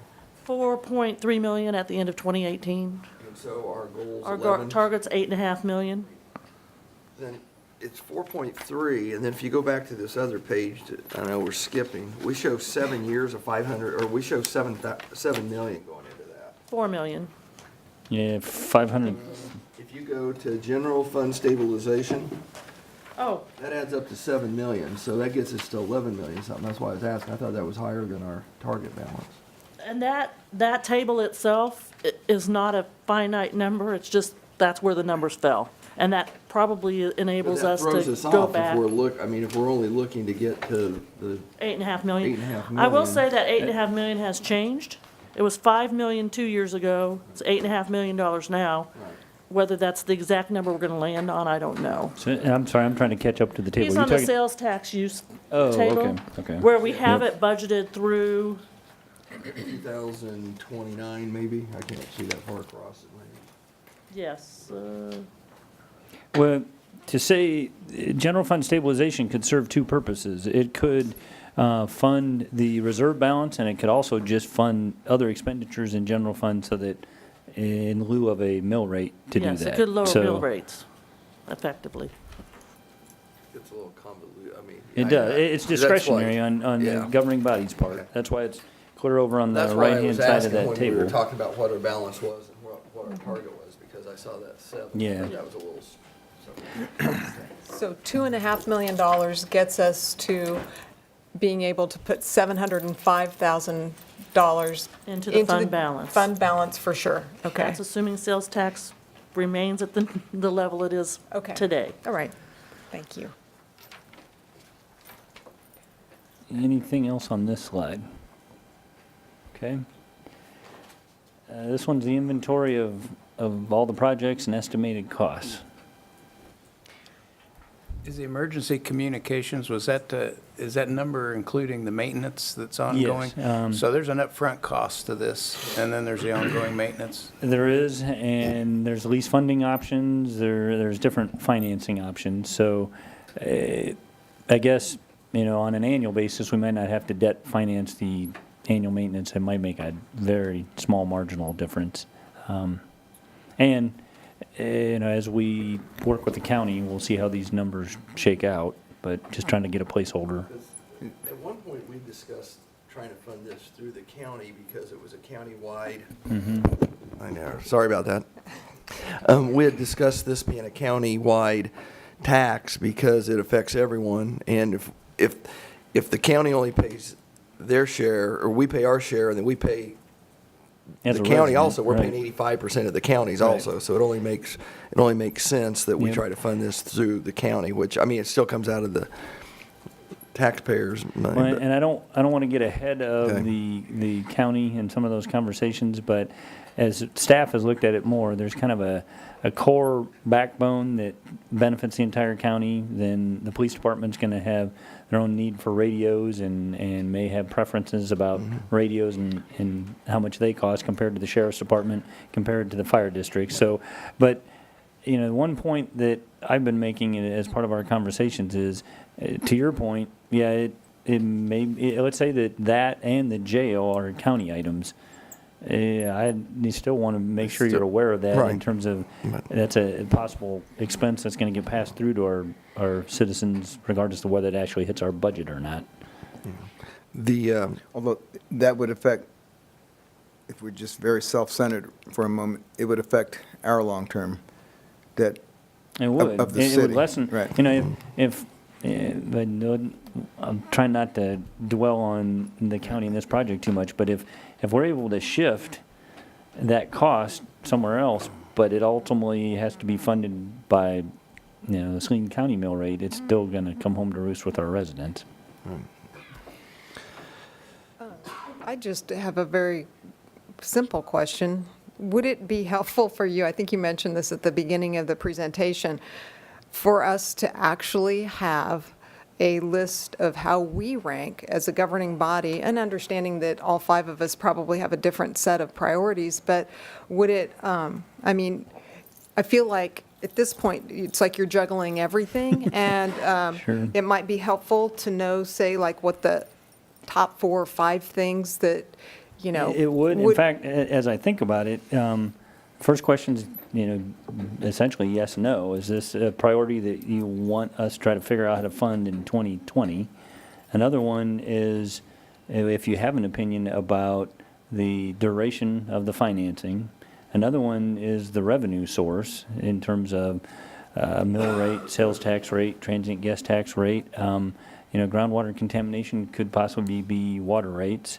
And then it's priority as well. So I really wasn't coming here to run you through that whole drill this evening, but if that's something that you're, you know, willing to think about and provide feedback, I think those questions would kind of start to prioritize not only the projects, but help staff start to put together a model of, okay, recognizing what we just heard and the financing terms and the sources, here's what that might look like. Would you like to receive that information over the next 5 days? Well, I need to be sure I'm not violating an open meetings. Well, no, not with us as a group, no, but individually, each one of us, only Right. directly to you. We have not staffed that through at all, but if that's kind of, I think, where we're headed, and we could work something up, whether it's give you that thought process so you can collect your thoughts and report that out at an open meeting conversation in the future, or whether that's a worksheet, we can work that through. Yeah, anything that, given the policy nature and the nature of that communication, I think it would be prudent to be sure that that is related publicly.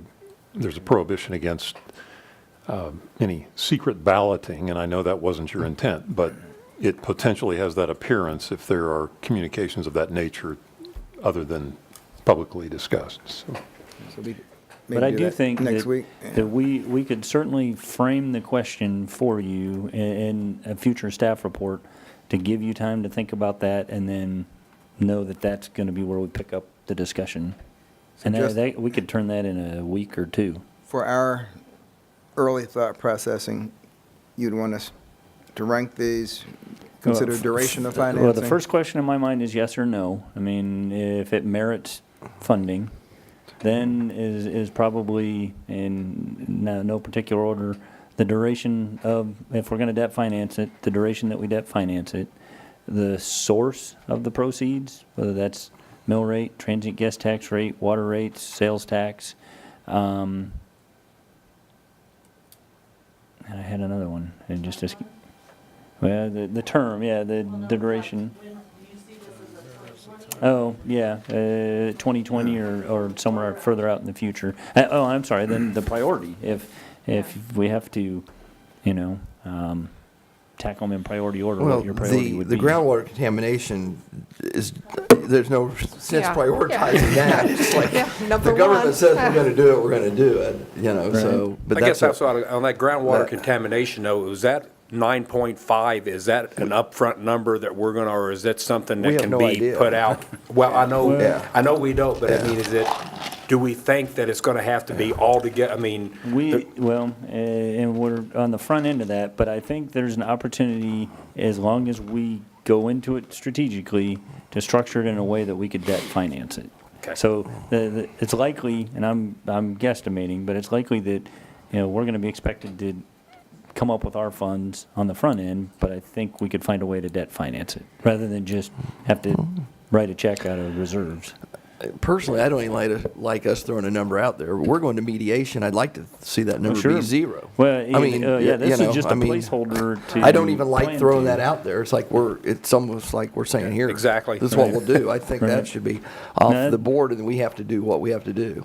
That it's definitely subject to negotiation, and we're not intending to lead with Yeah. our nose, but for the sake of conversation, that's just based on the prior 90-10 model and the number that was recently Yeah. offered up as the total project cost.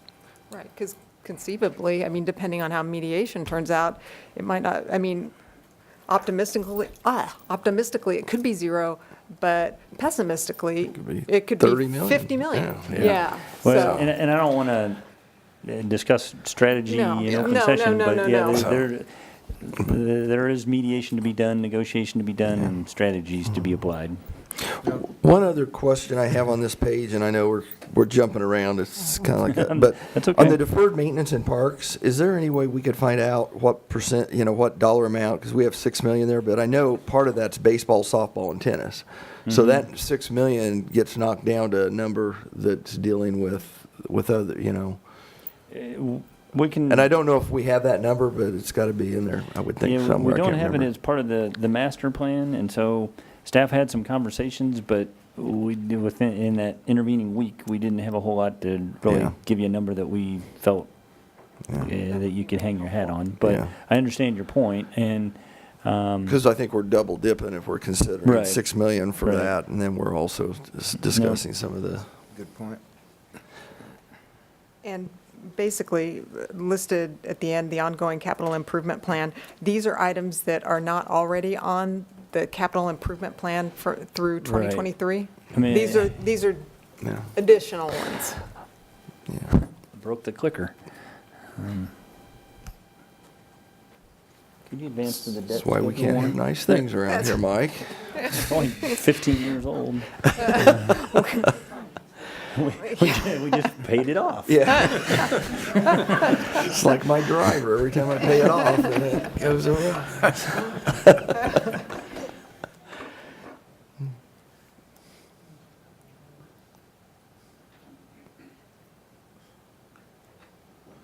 There it is. So, recognizing that debt schedule, and if we held our mill rate the same, that gives us some ongoing capacity for capital improvements on an annual basis.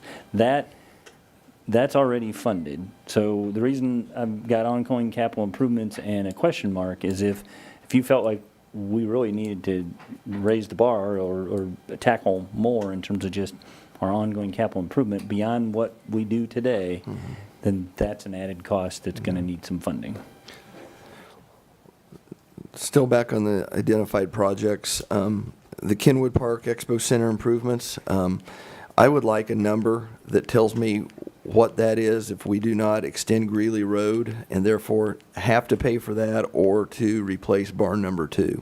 I think that's a fairly significant number.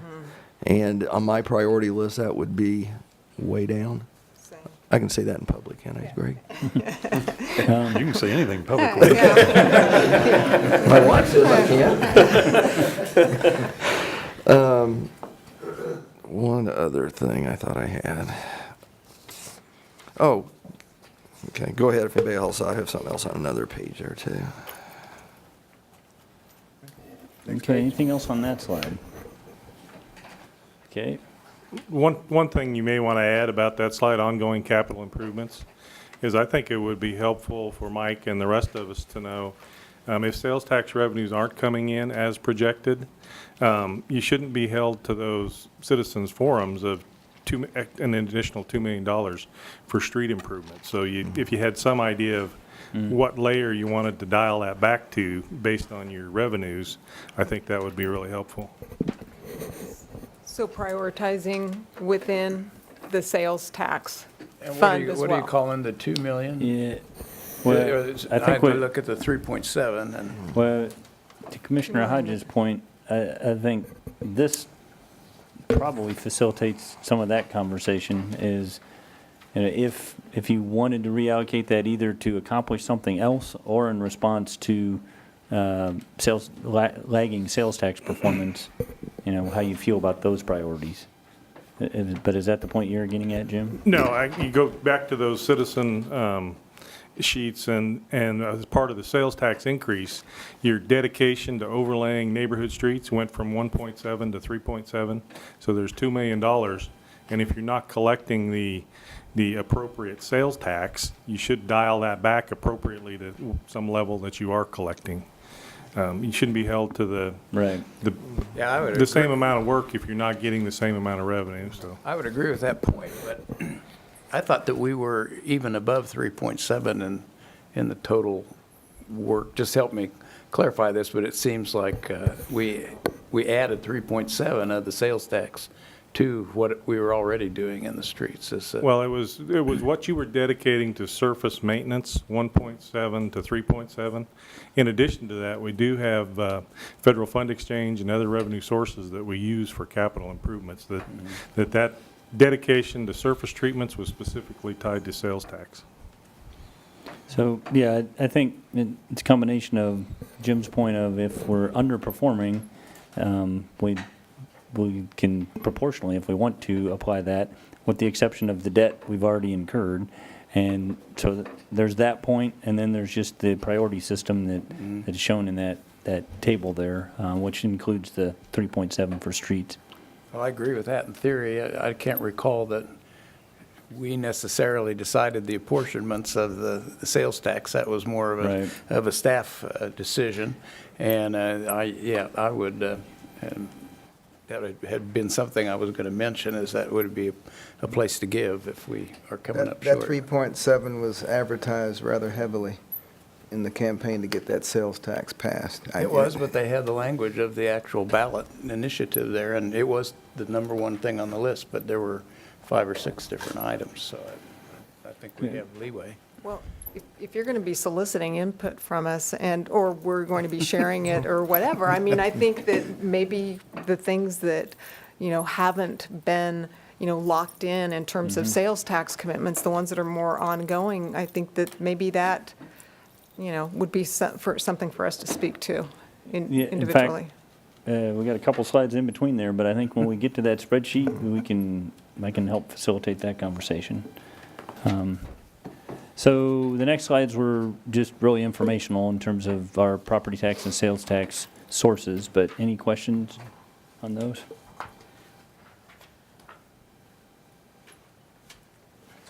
And then the next one was the actual ballot language, as you just discussed, and the marketing effort that went into that.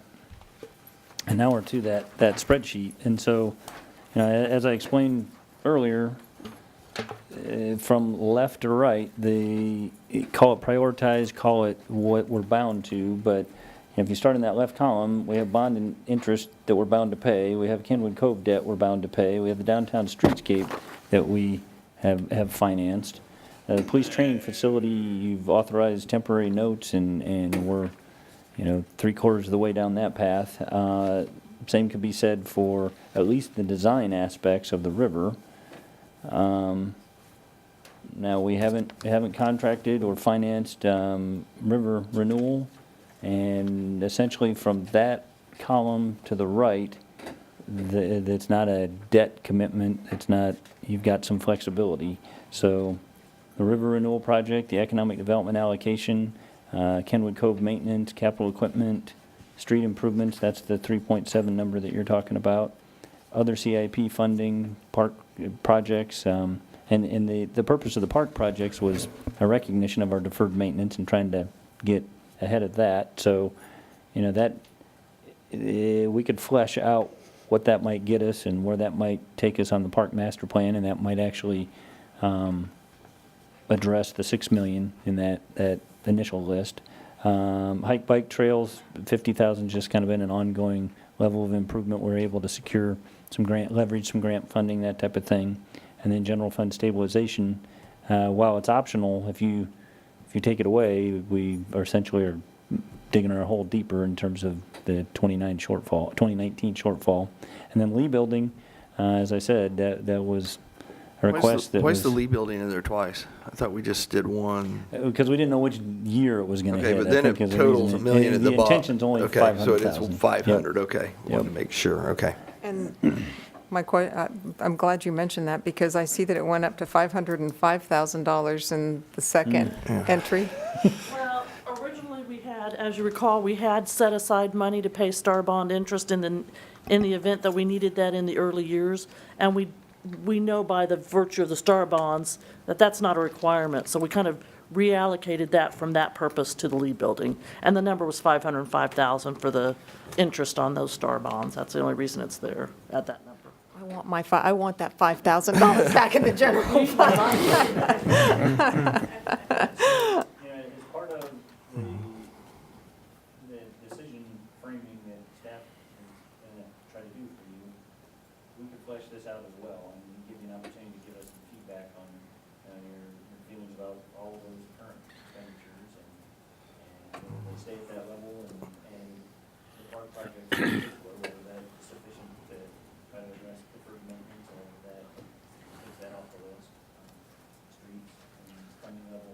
You really have two issues in that conversation. One is that the sales tax is underperforming, you just dial back that commitment proportionally.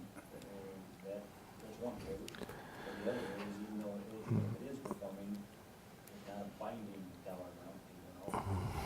And I don't, I'm sorry, I guess my microphone's been on.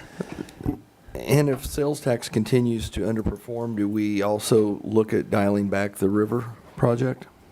I mean, that's our big ticket item, Right. so I mean, that's the number that you really can make an impact. I'm not saying that's what you do, but I just want to make sure that that's on the table with everything else. Certainly. Okay.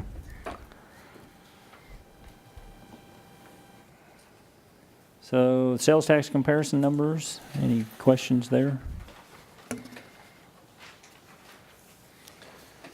Transient guest tax, this is the itemization of what we currently collect and where it's allocated, along with franchise fees. Any questions there? I just had one quick question about the Tony's Pizza Event Center operation. You said that the 2% covers most of our operating subsidy, and that's around, what, $550,000 a year, I think, or something? boy, I'm do sorry, you know and the numbers off the top of your Susan's head? not That's here, a fair sorry. question. I want to say that the number that comes from transient guest tax is about there's a $260,000 number and there's a $220,000 number. I'm not sure which that is. Oh, yeah, But that I does get go you. into the operations of the Tony's Pizza Event Center. So we're still making up probably about half of that. About half of that, okay, Yeah. cool. And then I didn't see that one like listed later as one of those ones that would be, capped, yeah. So, at any rate, I mean, I know there's a lot of stuff flying here, Right. but just, No, I that's a didn't good notice that. point. I think we assumed that it was capped, we just may not have summarized that in that slide.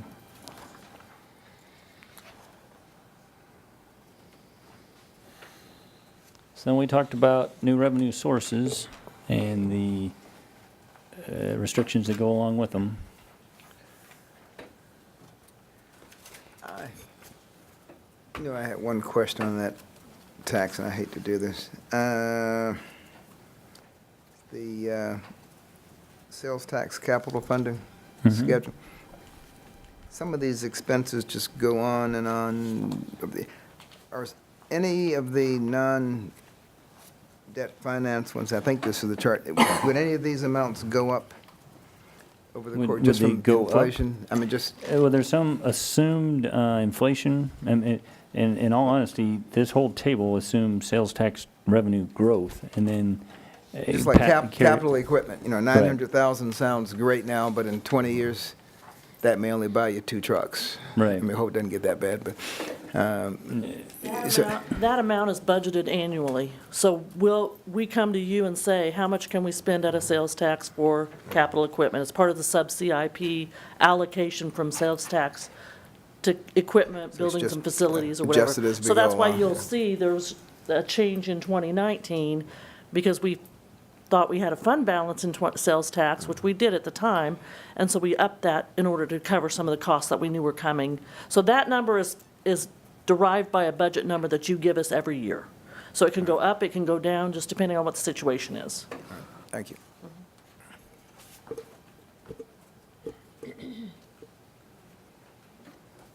Revenue sources, any questions? And this Well, is, Yeah. I'm sorry? I don't know when's the time to talk about, we've talked about raising the transient guest tax, and I think personally, that's an important thing if we're going to try to fund baseball, softball, and tennis. I guess my question is, and you said you've had conversations, I'm curious as to where we were showing going from 6.70 to that 8%, and maybe this is too soon to talk about. I guess that's a little bit later, but I would like to hear from Visit Salina and Sure. their input on that. So whether we want to do that now or wait, I don't care.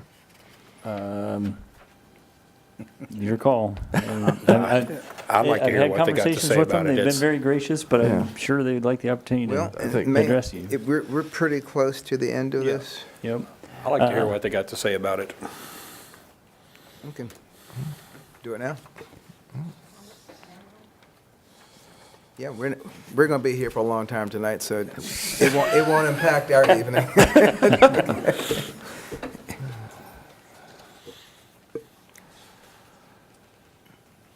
Good evening, Good. or afternoon, or whatever it is. We have had conversations with the city manager with regard to the possibility of increasing transit guest tax. We've also had conversations about the concept of capping our budget. Obviously, I wouldn't be doing my job if I didn't say that there is some concern about increasing it because it will be an issue for certainly some of the hoteliers. While they recognize that they are a pass-through agent, they are collecting a tax and they are passing it along in very much the exact way that they do sales tax. I know that as it increases, there is a concern on their behalf that they feel like they need to hold their rates without a lot of increase in order for that final total to the consumer to be palatable. I'm not sure how else to say that. So, I mean, that is something that we always look at. Does the general consumer call around and say, what's your transient guest tax rate? No. Do large events do that? Sometimes. Depends on whether or not the event organizer's paying for the rooms or the families are, frankly. So it is a concern for us. I'm sure that we'll hear from our constituency. So we'll be passing along those comments to you all as well. So How do our room rates compare to some of our competing our room rates, rates? honestly, Commissioner, we're all pretty comparable. Probably Salina has a broader spectrum of rates than some of our competitors, and still keeping in that mid to higher level range of hotels.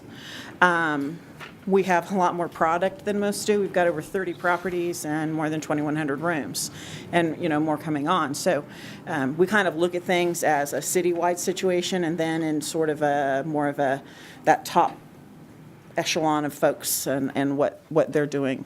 Thus far, we've been able to absorb rooms, and so that's been a good thing. But as far as comparing to peer cities, everybody has.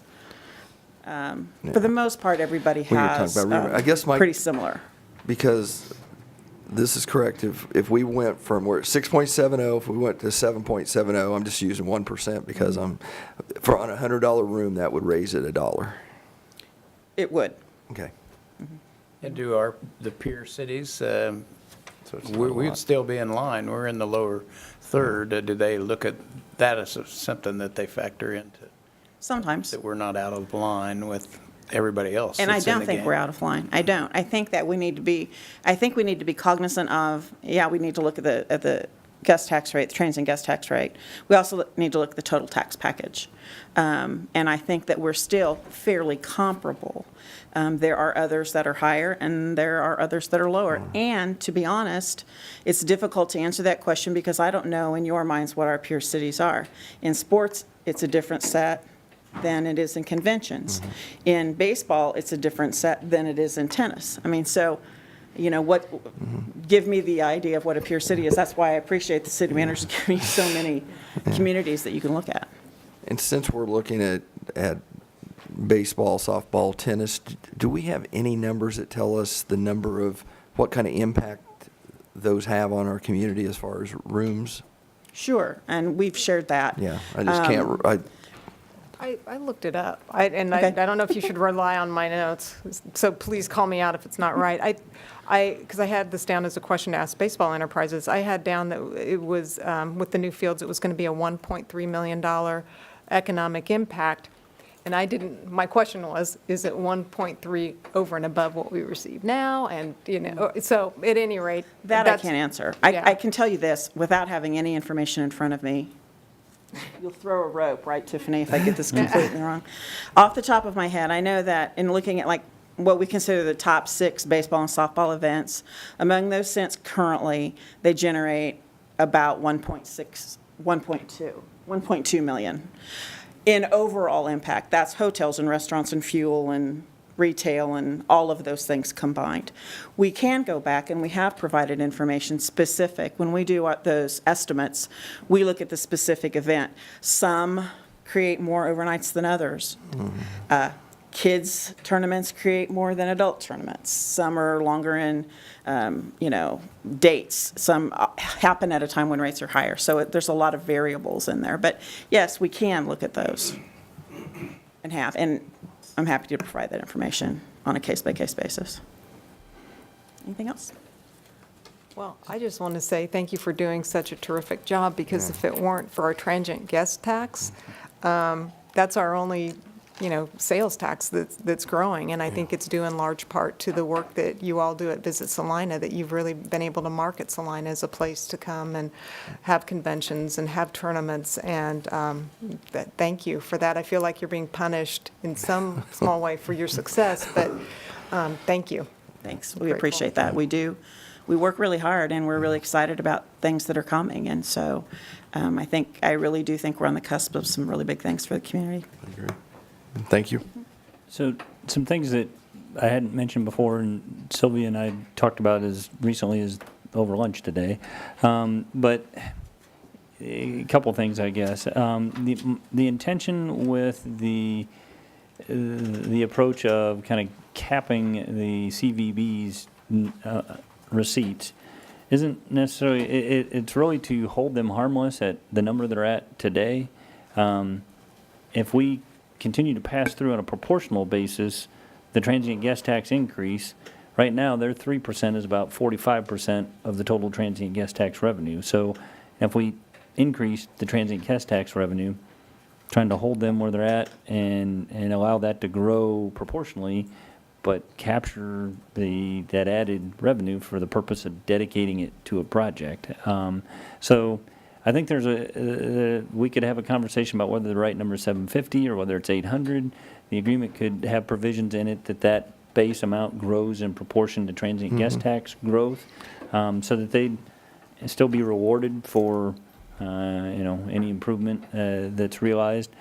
But without being able to capture that other increment, I don't know that we have a reliable source to issue debt on to do the project that we're trying to fund. The other thing I would tell you is, I know there's been comments made about, that economic growth that comes from tournaments will pay for itself. It'll pay for this project.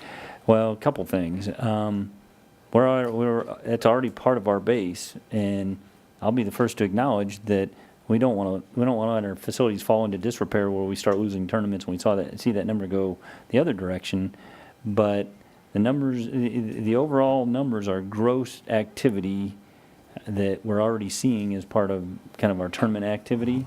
If you really want to isolate what this project would have to generate in terms of new revenue, you need to take the debt that we're trying to finance and divide that by 1.3%. If we took our rate from 6.7 to 8%, and then take that by your average daily rate, and it's thousands of rooms a day, every day of the year. While it generates a lot of revenue in the community, at 1.3% capture rate of the transient guest tax, it won't pay for itself. There just aren't enough rooms for it to pay for itself.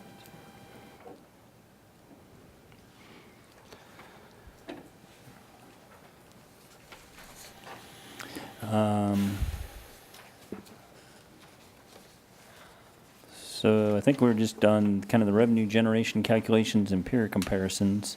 If you have any questions about our sales tax relative to our peers, our transient guest tax relative to our peers, our total mill levy in comparison, our city levy, our debt per capita, and then this is really just if, I didn't know if some of you wanted to run scenarios on your own of, well, what would it take to finance this project or that project? So this is really just kind of running the math for you so you have a resource.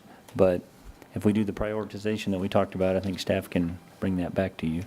Now, one thing that, if it's encouraging at all, if you're talking about 20 years of financing, pick your number. 10 million is a mill rate of 1.74. 20 million is a mill rate of 3.49. Now I realize we have a long history of not raising the mill rate at all or very incrementally, but if you are, as a governing body, very committed to some of these projects, they're not out of reach.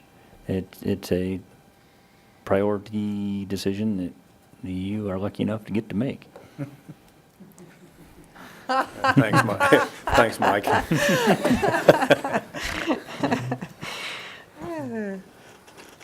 And then, this is, I think with your feedback, what we talked about, kind of giving you some decision points, you can refine these assumptions and we can dial in. Well, it's, I guess, to paraphrase Yogi Berra, this is deja vu all over again.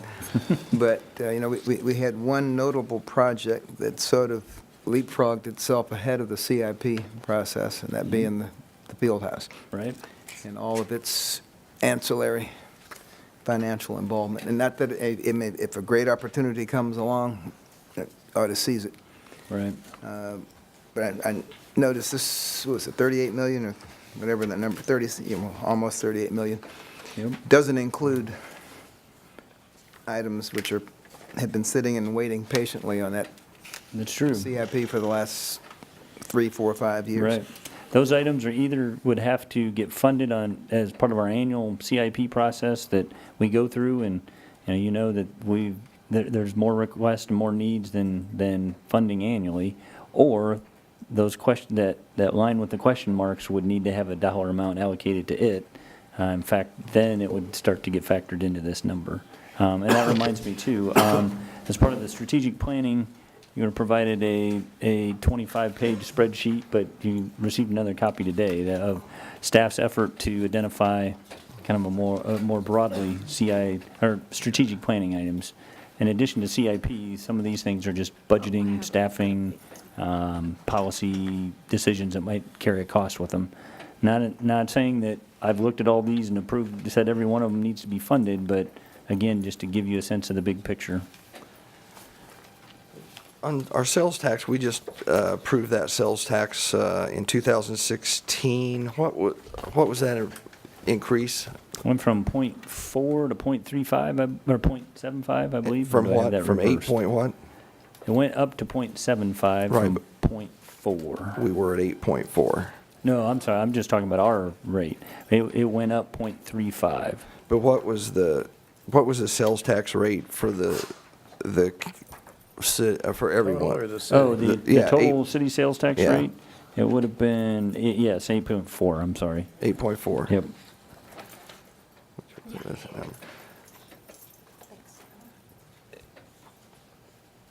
As I was looking at this, and I couldn't remember exactly, but I knew it moved us up there. We have a lot of deferred maintenance right now. If you go to the tennis courts or if you go to the ball fields, we have not taken care of our assets. And part of that might be because we have taxed ourselves into that situation. If you go back before we increased this last sales tax for special events, we were at 8.4, which would put us at the fourth lowest out of the sales tax comparison. You go to transient guest tax, and we're in the lower half, and if you go to the property tax, we're in the lower third. So, I mean, as much as it's important to the taxpayer that they don't pay a lot of tax, we probably untaxed ourselves into this problem, as I look at it. And so, it's like owning any type of property. At some point, there's a day of reckoning, and we've kind of run into that, I'm afraid. And now we've got to figure out how we're going to get out of it. And part of it is, you know, as I look at tennis sitting here and they've got a project, and I look at the baseball, softball, we're looking at an $8 million project, but I'm not sure that I go by and I look at Dean Evans and I go into those restrooms, and you go to Bill Burke, we've got X number of millions of dollars that are just deferred maintenance. Yeah, I wouldn't So- disagree with that. So, anyway. Yeah, our tax policy is very, you know, each community is unique. They have a different philosophy, and that's why I think it's important to give you the peer information, not to show we're behind and our numbers should be different, but we frequently get compared to other communities, but I think it's a more informed discussion. Yeah, because, I And- mean, everybody thinks they're overtaxed, but then when you look at other communities that we get compared to, and you see their sales tax is a quarter or 0.5% higher, or they're, you know, I looked at the mill levy, and somebody's is 25 basis points higher. I mean, that's a lot of money. Double I mean, it's a ours, lot of yeah. money. And so, you know, we've kind of, we may have to address that. It may not make us real popular, but Right, and that's and where to the we're kind mayor's of at. prior point, you know, Salina has always prided itself on, you know, community stepping up. And being in this profession for going on 30 years now, I've been amazed by the can-do attitude in this community. So when a group in the community identifies a need and they want to make it happen, other communities, they just expect the government, the city government to do that. This community tries to leverage their own commitment to it, and that's an opportunity that's hard to pass up. Combine the sales tax increase and everything we've been able to do with the field house project, and before that it was the soccer complex and the Stiefel and Salina Community Theater. We continue to have, you know, people step up and make proposals to us that challenge us. That's not a bad thing. It's just the pace seems to be picking up recently. I think with the time moving on the way it is, don't we owe it to the baseball enterprises and also the tennis folks to listen to what they have to say? Sure. If you don't have any more questions for me, I'm done. I just had one real quick question, but I'm right there with you, Commissioner Hay. Since we did at least talk about the capital improvement list, kind of the global list here, I just want to point out that we have a couple of really big ticket items that we've started down the path for, and that would be the South Wellfield and Water Treatment Plant at $32.5 million. And the wastewater treatment plant improvements of $28 million. And I know that those are funded out of the utility fees, and we've talked about how we're going to be increasing those fees for the next several years to be able to afford that. But, you know, I think that we got this this Kansas Economic Review publication from WSU, and our ability to afford that, and actually I even think to need those, at least the water treatment plant facility, was kind of predicated on an assumption of population growth.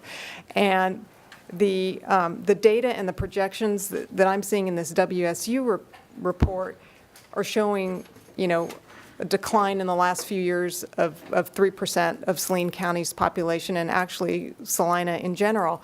And I think that maybe we would need to re-examine some of our assumptions to make sure that these are still viable projects, because at this point, I kind of feel like everything's on the table. So I guess I would just ask us to be mindful of the fact that it's not just sales tax projections that might not perform. It might be population doesn't, continue to grow. We've always been very stable. We've never been highs and lows. But, if we just continue to decline like, 99.9% of the micropolitan areas in the United States, I think it's something we should be mindful of.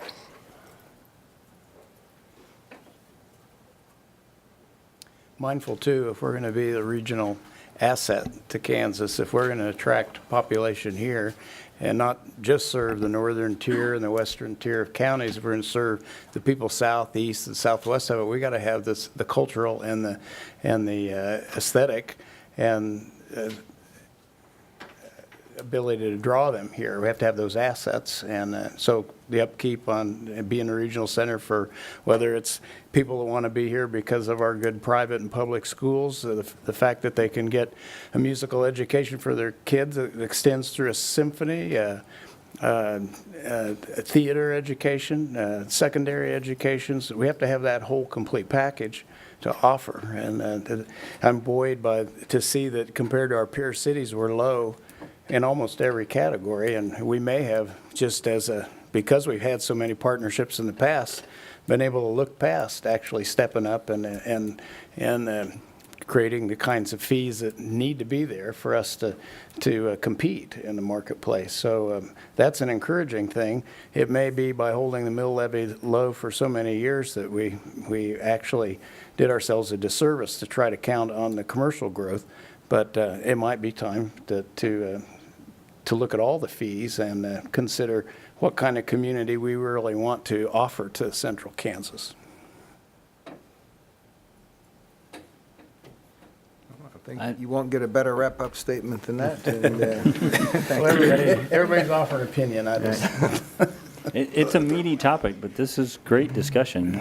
I'm pleased to see us having it, and we're moving forward. We'll try to continue to help you with that. Right. Comments from the public? It sounds like a bad term to be public. I just haven't come up with a better word for it yet. But from our guests. It'll work. Or actually Well, from our bosses. Mr. Mayor and Commissioners, I'm Clark Renfro, and I'm here tonight on behalf of the Salina Net Generation Group. We are the group that's been organized to address the repair and improvement of the public tennis court facilities here in town. Lots of discussion, and I can tell from folks that may still be viewing that these types of discussions are tough, and they're important, and they're needed. And for those that are here, it's a learning experience, and certainly to go through the process of what's involved, it's not easy. Understand that, and we're hopefully going to bring some clarity to our concerns and our needs to you and address that. We met in a study session, our group, last summer, and expressed the need and really the neglect that was happening at the tennis court facilities. The inventory that the city has is roughly 15, 8 courts at Oakdale, 4 at Ivy, and 3 at Sunset. And of those, 8 are lighted at Oakdale, none are lighted at Ivy, and there are lights at Sunset, but I'm not sure if they work. So all of those courts are roughly unplayable. You and I could go out and hit a tennis ball on them tonight, but they're not in the condition that can allow a USTA event or a sanctioned event to take place. In retrospect, I was out this weekend just to look at them again.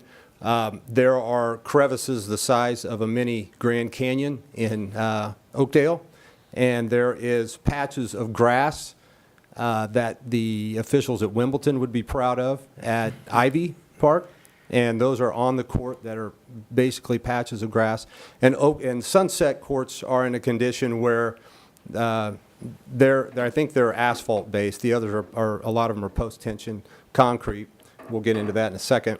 But sunsets they're probably a good spot for someone to light fireworks on or something else, but in disrepair. And I know the staff is looking to take you on a tour of that. I'm not sure if you've all seen it firsthand, but it as proud as a tradition and history that Salina has, and arguably one of the top tennis towns in the state, has been for 50 years. As of this weekend, right? As of this weekend, continue with Salina Central boys team. But that has gone on. The history behind tennis is long. I know the Hodges family, back when I was a kid, had a court in their backyard and played on that. And there was an event that came to Salina every year that was the Kansas State Closed Tournament, which was the state amateur adult and kids tournament. They brought hundreds of people into town every year over Labor Day. And we don't have those events anymore. We can have them because we don't have the courts to do that. But on a larger scale, not only do we look to have courts for events that can bring in economic development dollars, but events for kids to continue to grow the game. We just don't have the resources right now for people to want to come out and play. We're getting it, and we do have resources in town that are private that allow that, but we can do better. And granted, we've got a lot of challenges ahead of us, but as a public-private partnership, our group has forged ahead. We've worked closely with Mike and Chris and his group and you all to understand the needs and the wants, try to stay in line with the Parks and Rec Master Plan, which I believe we have. And one of the priorities of that plan was to take care of what we have. And we haven't done that. And specifically, anytime you look at a great community across the country, they have a first-class public golf facility and they have a first-class public tennis facility. We have a first-class public golf facility. It's beautiful. It's nice. It's used. We do not have. Our tennis facilities are non-existent. So we really feel that this is the time and the need and the place to address this, put it at the top of the priority list. We think we're confident we can make this happen, both from the private sector as well as what we need to do with you all from a public perspective to make it happen. We've got people here tonight from all levels of the community that have been involved, from schools to private side to just people that pick up a racket maybe a couple times a year and go out and play. And the need is there. We have spent, since we last talked over the last summer, put together a master plan that kind of spells out what our plan consists of. It was done over the course of several months with a lot of input, and again was done in line with Parks and Rec's master plan. And we feel confident that it's a solution that takes care of a lot of needs. It takes care of, certainly from a tennis and a recreational standpoint and a quality of life standpoint, but also from an aesthetic standpoint, where we're looking to place a complex in a site that really is an eyesore and is across the street from our regional event center, which is a gateway into our community, which again, I think helps us become a window to the rest of the world on how we look at ourselves. And it's an opportunity for us to be a win-win on several sides. One of the things we're looking to do, and Jack's going to bring up the master plan here if he can, is our situation today basically surrounds itself where the current courts, the 15 in the inventory, are going to have to be rebuilt. And what we mean by rebuilt is they can't be resurfaced, and I'll get into the maintenance costs here, which I think is advantageous as we have some of the discussion tonight about ongoing maintenance. But our courts today are going to have to be rebuilt. That means they're going to have to be dug up, there's going to be new foundations built, and that's going to be roughly, I don't know if Chris is still here, but that's going to be roughly $650,000 to $700,000 to do that. And that doesn't include redoing fences, redoing landscaping around there, which is going to be needed.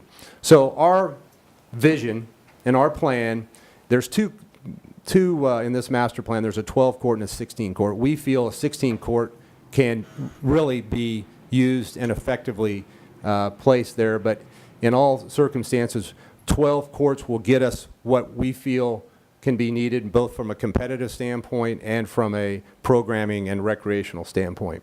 So what we've looked at is that if we're going to have to rebuild those courts, why not take an eyesore which that may be putting it mildly, at the old Muni Pool site. And this 12-court master plan encroaches somewhat onto the demolition derby rodeo ground complex.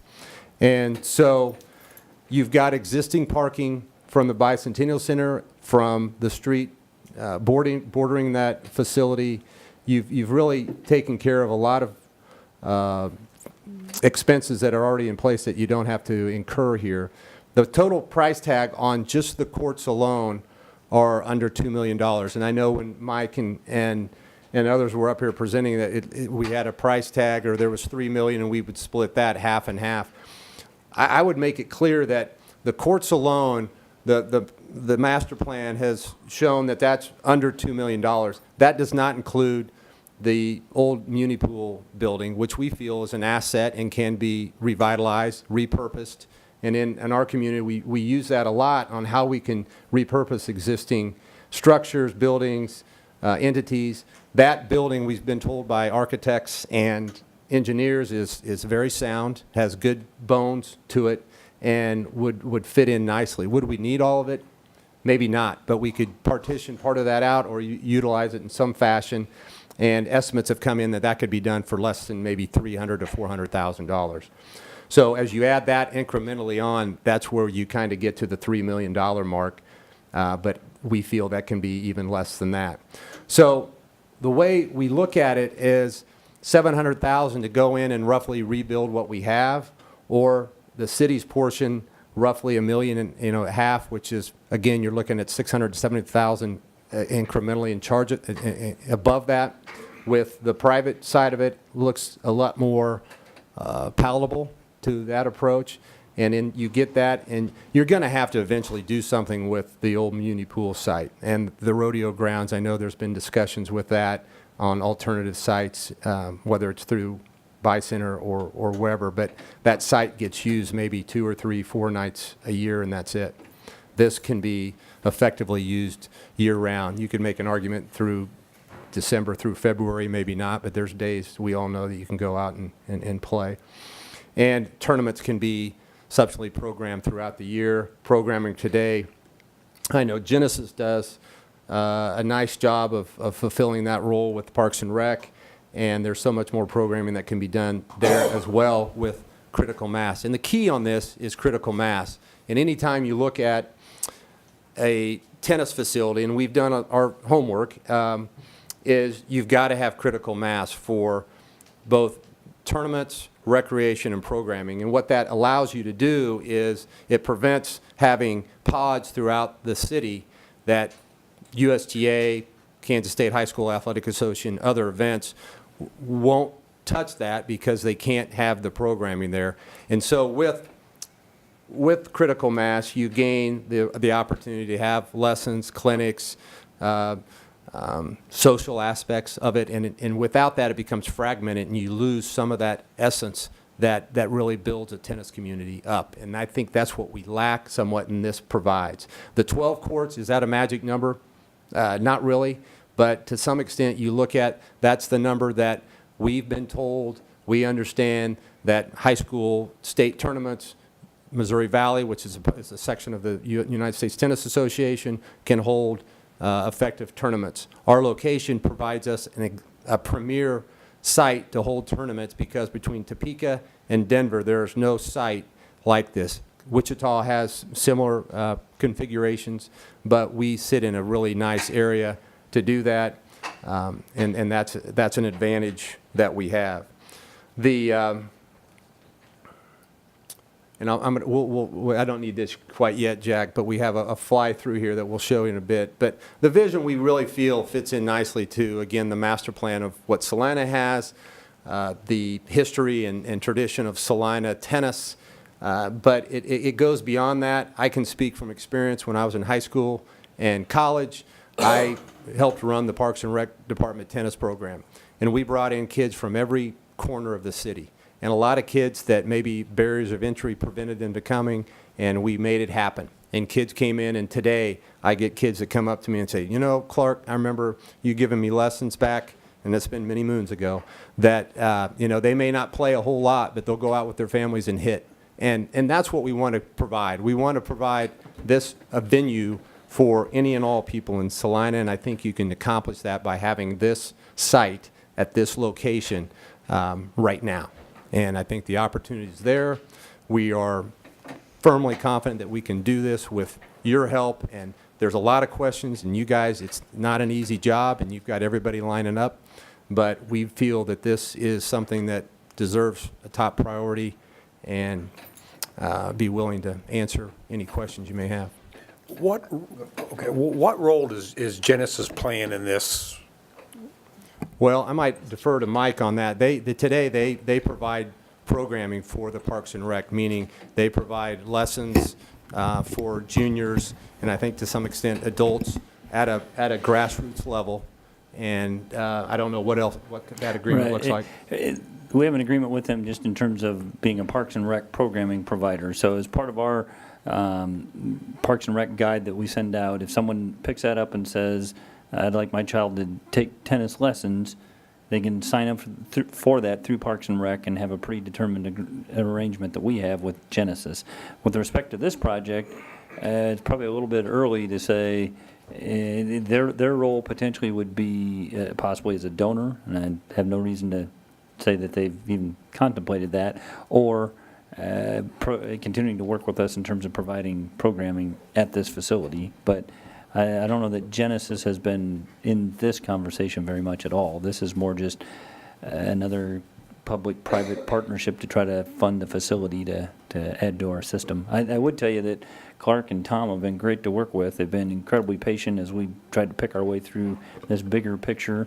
They've orchestrated, I don't know how they funded it, but they've got a terrific master plan that they were patient and waiting in terms of our conversations with the county and the expo center and the rodeo arena and looking at alternatives that we could end up going either direction with the rodeo arena space being available or not. And they've been very, mindful of wanting to be involved in the conversation, but being patient with the timing. So you guys have been great to work with. Thanks, Mike.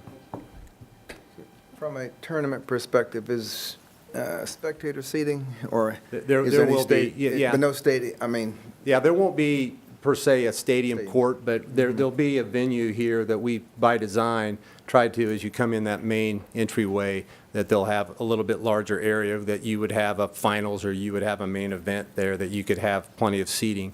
And typically, Mayor, that you've got, on a tennis viewing perspective, behind the court, if you watch it on TV, that's where the camera is. That's your best angle. That's not always the most doable thing on public courts, is you got windscreens and you got other elements. But we've tried to make it here where if there's an event, every court you're going to have an opportunity to view, and it won't block people trying to get through to the next court. And so we're looking at 1.5 to 1.75, somewhere along in that.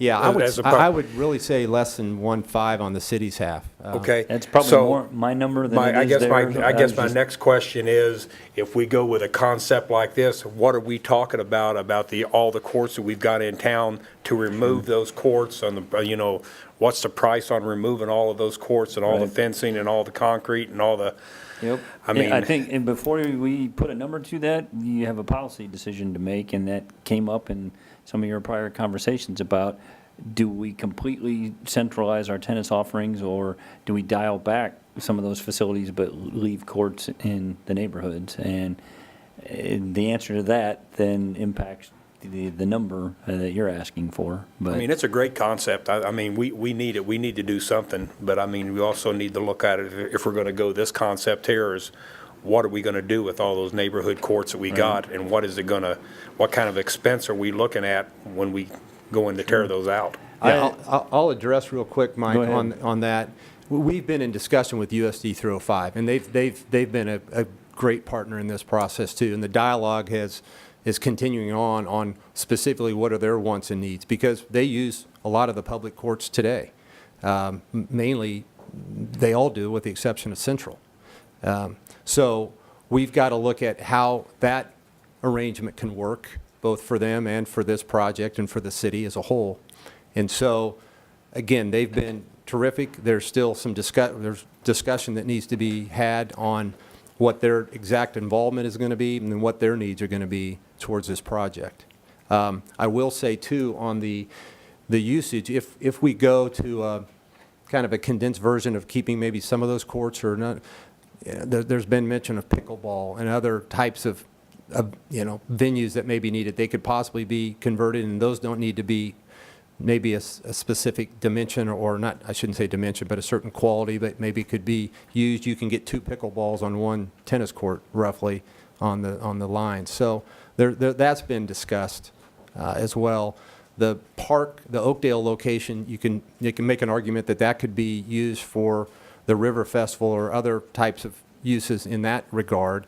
That site causes some challenges because it doesn't have the footprint necessarily to build more courts to it, and you lose roughly a week there when the River Festival's there that you can't use them, and they don't use them.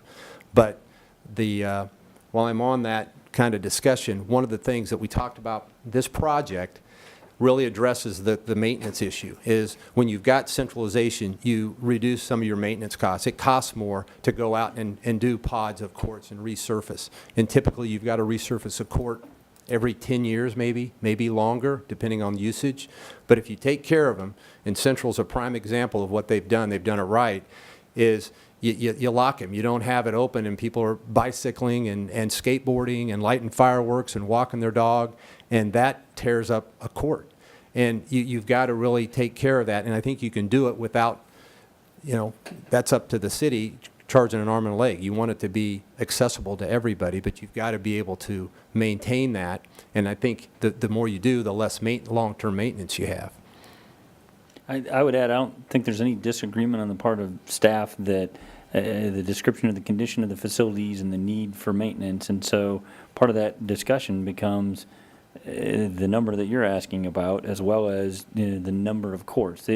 There might be a way to perform less than full rebuild at certain locations for recreational use and a neighborhood tennis court or 2, but that if we start saying we want to get to the quality level that Clark's describing, the investment gets pretty significant, and then we're dispersed across the community and we don't have a centralized facility. So with a little bit of policy direction, I think that's probably a scope that we need to decide, and then we can put a number to it, and it would be another example of deferred maintenance that we'd be dealing with regardless of this project.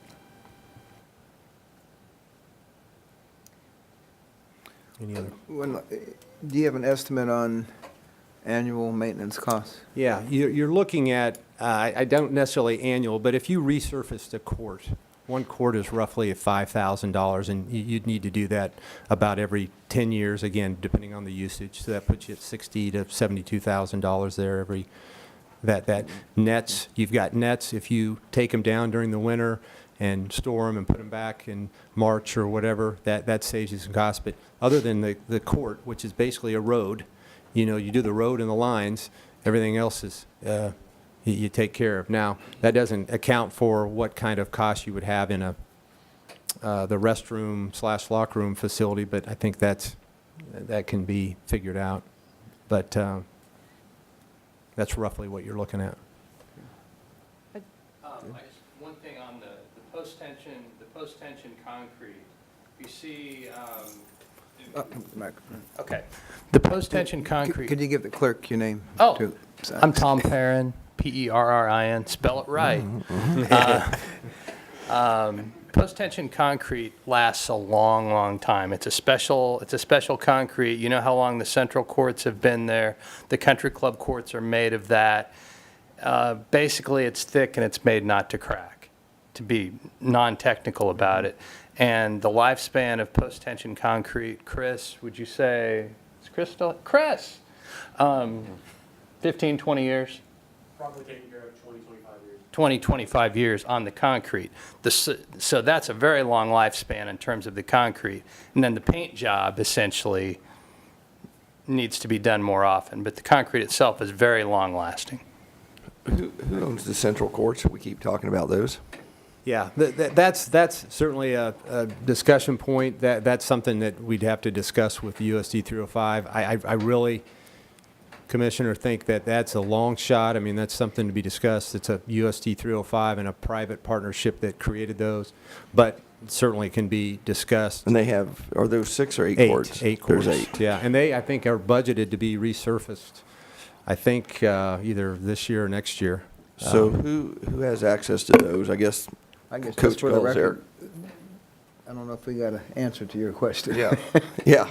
Who owns those and who has access to those? USD 305 owns them, and they have access to them. If someone wants to use those courts, whether it's another school or entity, there's a fee involved for that, and they have to utilize those through USD 305. Well, that's good to know because we're looking at USD 305 for the baseball, softball. So I guess it's some discussion points. Yeah. The also solution here, you look at Kansas Westland is also an entity that would potentially utilize this, and they've been in the conversation as well in terms of this partnership. And so that's where you get to the 12 courts that can really handle the middle schools and potentially south, depending on what we do with that. I know they've expressed, and USD 305 expressed, possibly keeping those 4, and that's where you get to the 12 at Kenwood and the 4 potentially at Ivy. You've got 16, so you've got net of the same amount of courts. Today we have 15 in the inventory, but again, there's some combination that could be looked upon there. We just need, again, that's the dialogue we're having with USD 305. What's the best fit for the city, for the community, and for the school district?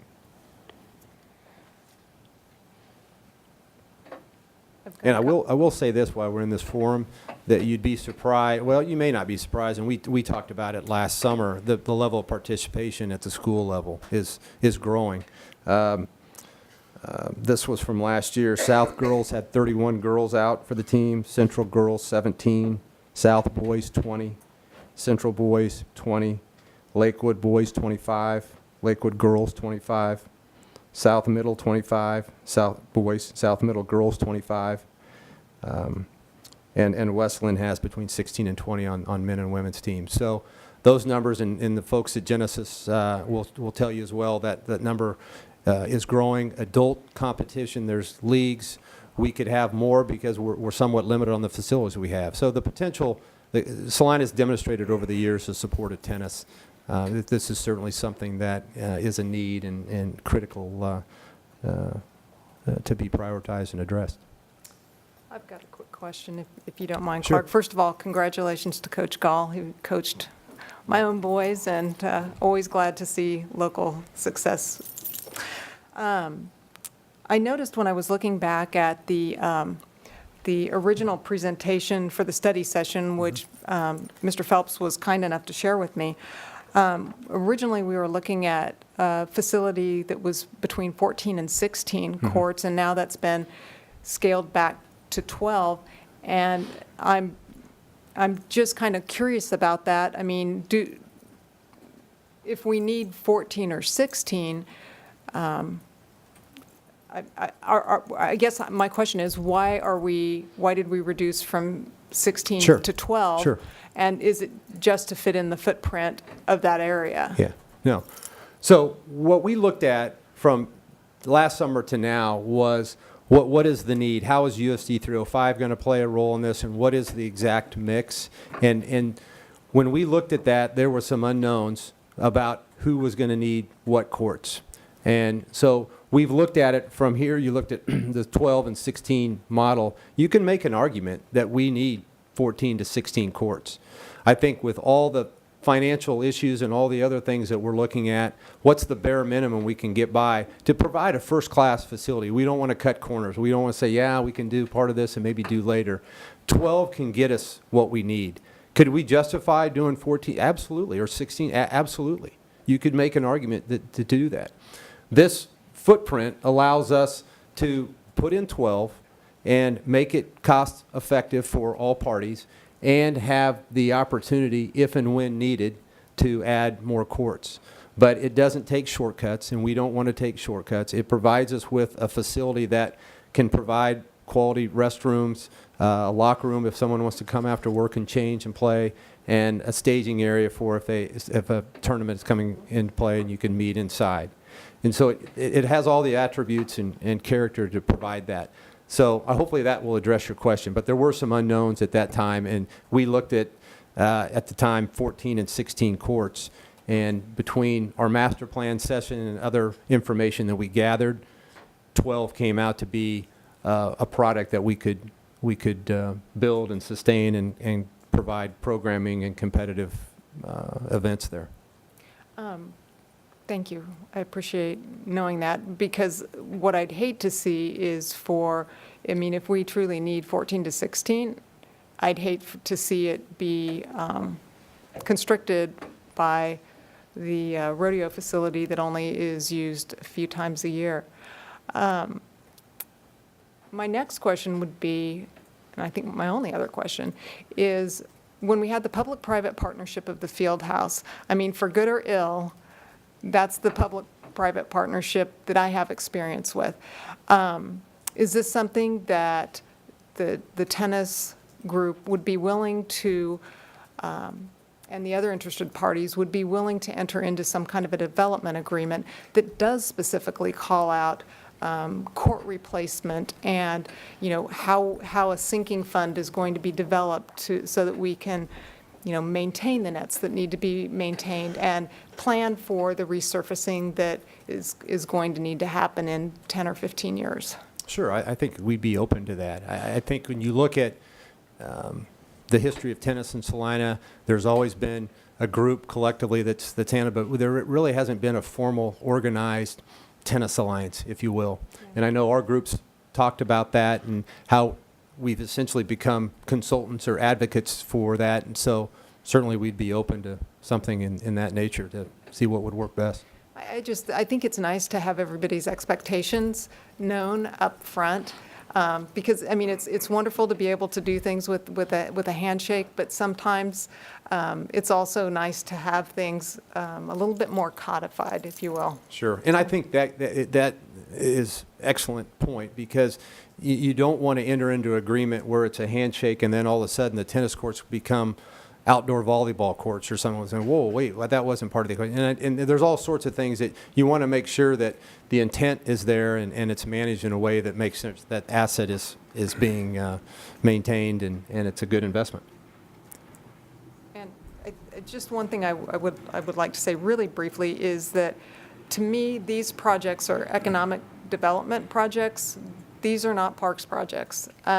When you look at what our Parks Master Plan calls out for in terms of what citizens want, it's not athletic facilities, it's passive parks, it's hiking, it's biking, it's the more free-form, experiential types of activities. So, I'm having to couch this, for my own self in terms of being an economic driver as opposed to, a real asset that the citizens are clamoring for. So I think that's why the transient guest tax, I think, is a good conversation to have. I don't disagree with that at all. The one exception might be the deferred maintenance aspect of it. If we didn't do this Right. project at all, the staff has already identified and trying to put numbers together on what do we do with our existing facilities, just in terms of a maintenance baseline Right. level. And we haven't inventoried the Park Master Plan comments specific to tennis courts, but I think they're identified as in need of maintenance as part of that plan. But it's not, you're correct. There's a whole survey, public feedback component to it, and the things that come out higher priority are more passive, hiking, biking type activities than organized sports or things like this. Yeah, if you look at the Missouri Valley schedule, there are no stops in Salina, Kansas, and you've got a lot of tournaments and you've got a lot of participation. So there's tremendous opportunity there. Certainly that is going to take effort here to attract it. We've had dialogue with USTA Missouri Valley about our efforts, and so as well as the Kansas State High School Association. So they're aware of this and certainly supportive and giving us feedback and information so we can try to piece the puzzle together, because that is going to be a key driver for this. Clark, did you want to do the Yeah, if we could, flyover? Jack, can you do, we got a quick flyover, which I think puts the vision in motion of what we have, and I'll try to spell out what you're looking at here as it comes into play, and this is developed by our master planners.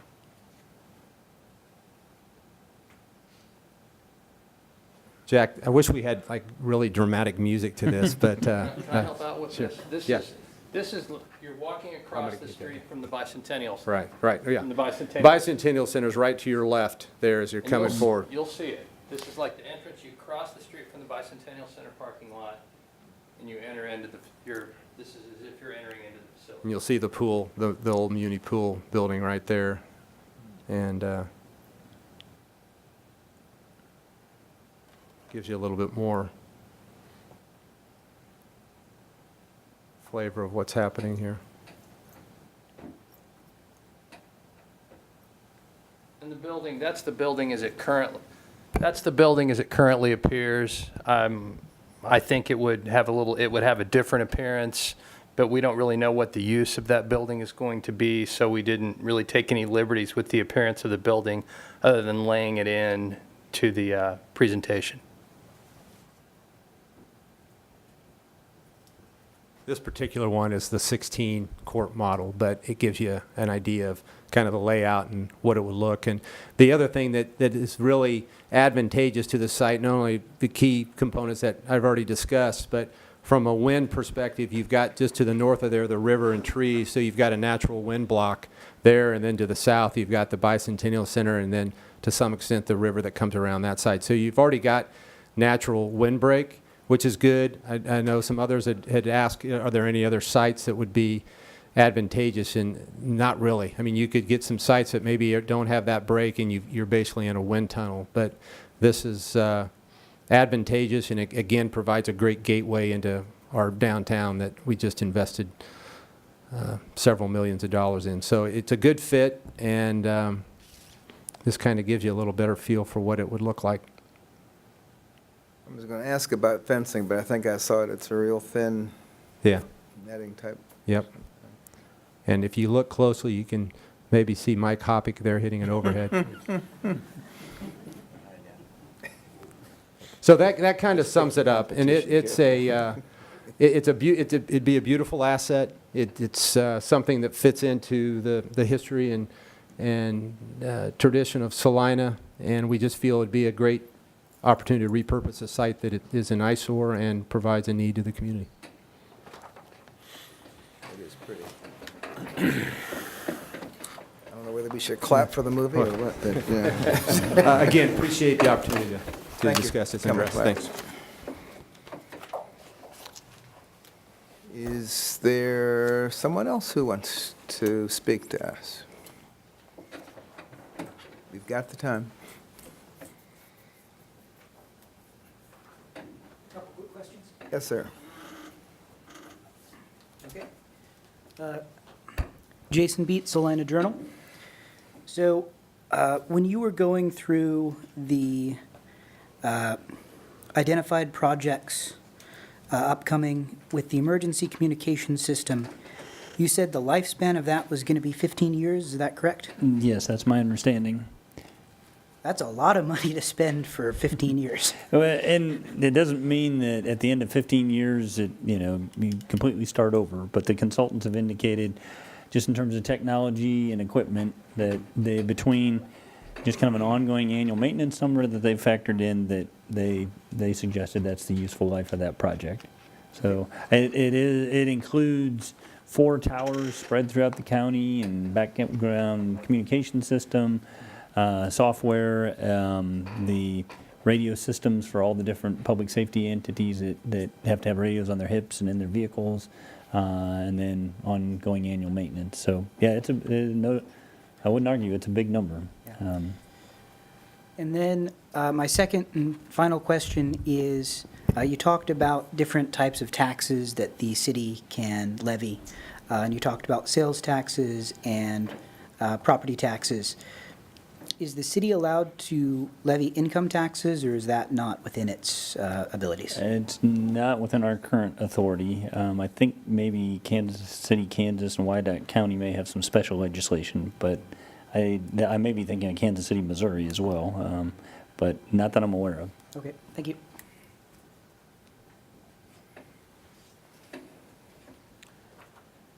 Well, unless there's some unreadiness, we will think about these things as we've been suggested to do, and I guess talk about it again some next week, or? If there's agreement on your part, as I've described it, staff will kind of staff through for you some decision points, try to provide that to you in summary form as part of a staff report so that you then can collect your individual thoughts, and then we can pick up the conversation from there. No expectation that we're going to send you a survey for you to complete and return to us, and we'll show up with that tallied as much as here are the talking points for the next round of Give us some conversation. direction for next week, that'd be I was good. hoping for a survey monkey, but I guess I'll just hope in vain. I think, We can do the survey, and I think that makes me the monkey, but well, no, it would be at an no, open your words, meeting not mine.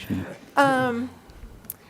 But something that Commissioner Hoppick mentioned earlier, I think it would be helpful for us to know how much with the tennis and how much with the baseball. By doing those projects, how much we knock off the $6 million Park master plan?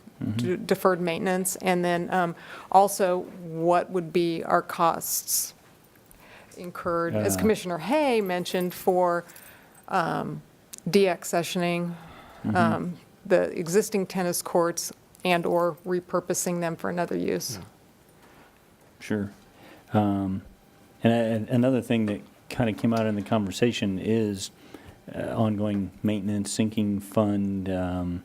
I know Baseball Enterprises has talked about trying to identify a number for turf, recognizing that a lot of that will last a long time, but there's areas that are high traffic that get worn out, and I don't know that we're going to be able to reduce that down to a number we have a lot of confidence in a week's time, but if you want that to be part of the conversation, I think it can be quantified and added to kind of the total project number. Well, yeah, and I think with baseball and softball, because of the fact those fields are being rented, or there's charges to different entities to use them, I'm thinking there's some way to at least put some funds aside. I'm not saying that we 100% fund Right. any changes or any turf replacement, but at least you'll have something there to.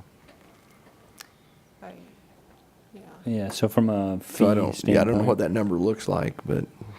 But I Right. think if I remember in looking through their earlier presentations, they had numbers, they had a lifespan for the turf, and they had replacement number, which Right. was significantly less than the installation of a new field. My other question would be if they could break out that project, because, for instance, I saw like 2 clubhouses for Kansas Wesleyan University. Now, obviously, we're not going to, well, my own tolerance would be not funding, designated facilities for Kansas Wesleyan. So I would just want to make sure that those are outside the scope of of the split that we're talking about at this point. And I totally understand that point. I don't know how quickly staff and Baseball Enterprises are going to be able to get to that level of detail for you, but. I think what we need to do, and as I brought up last week, is I think we owe them an answer. So I think we at least need to be able to say, okay, here's what we think we're maybe going to be able to fund, not giving them exactly what the project is, because I think that still needs to be worked out. But at least, saying, yes, we can do this, or we'll at least be able to do it to a certain number. Because I'm not so sure they haven't changed, kind of like the tennis group has changed from 16 to 12. I'm not so sure that Baseball Enterprises, after some things have happened, haven't gone from not adding 2 fields, but turfing 2 more fields that might even be less expense to them Right. and also upkeep for us. So those are the kind of conversations we just need to have, but we need to. What the figures that would be proposed to us would be for the 16 courts, or? 12, we presented was 12, the under 2 million is the 12.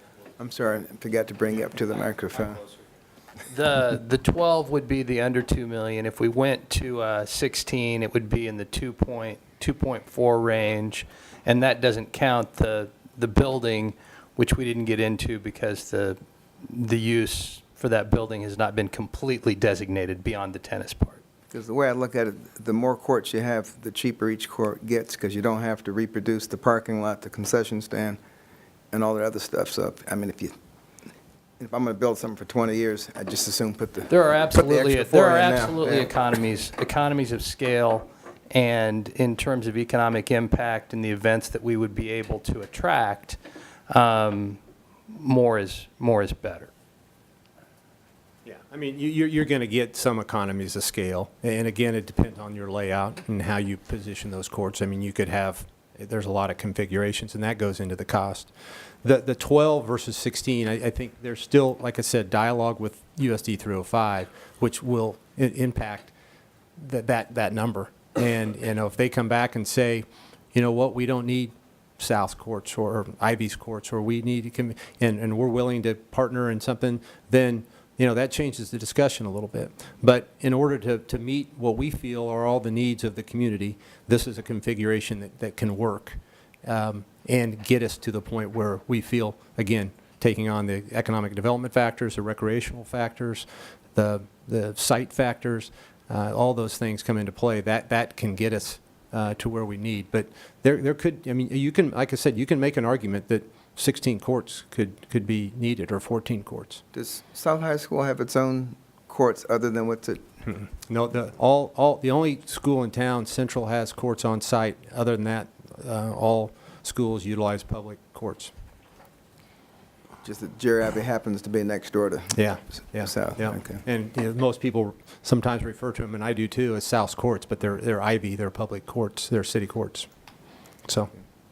Just one more follow-up question, just looking back from the presentation last August, there was a cost estimate of 1.5 to 1.9 to build 14 to 16 courts, and all the associated, you know, dirt work and lighting and fencing and et cetera, et cetera.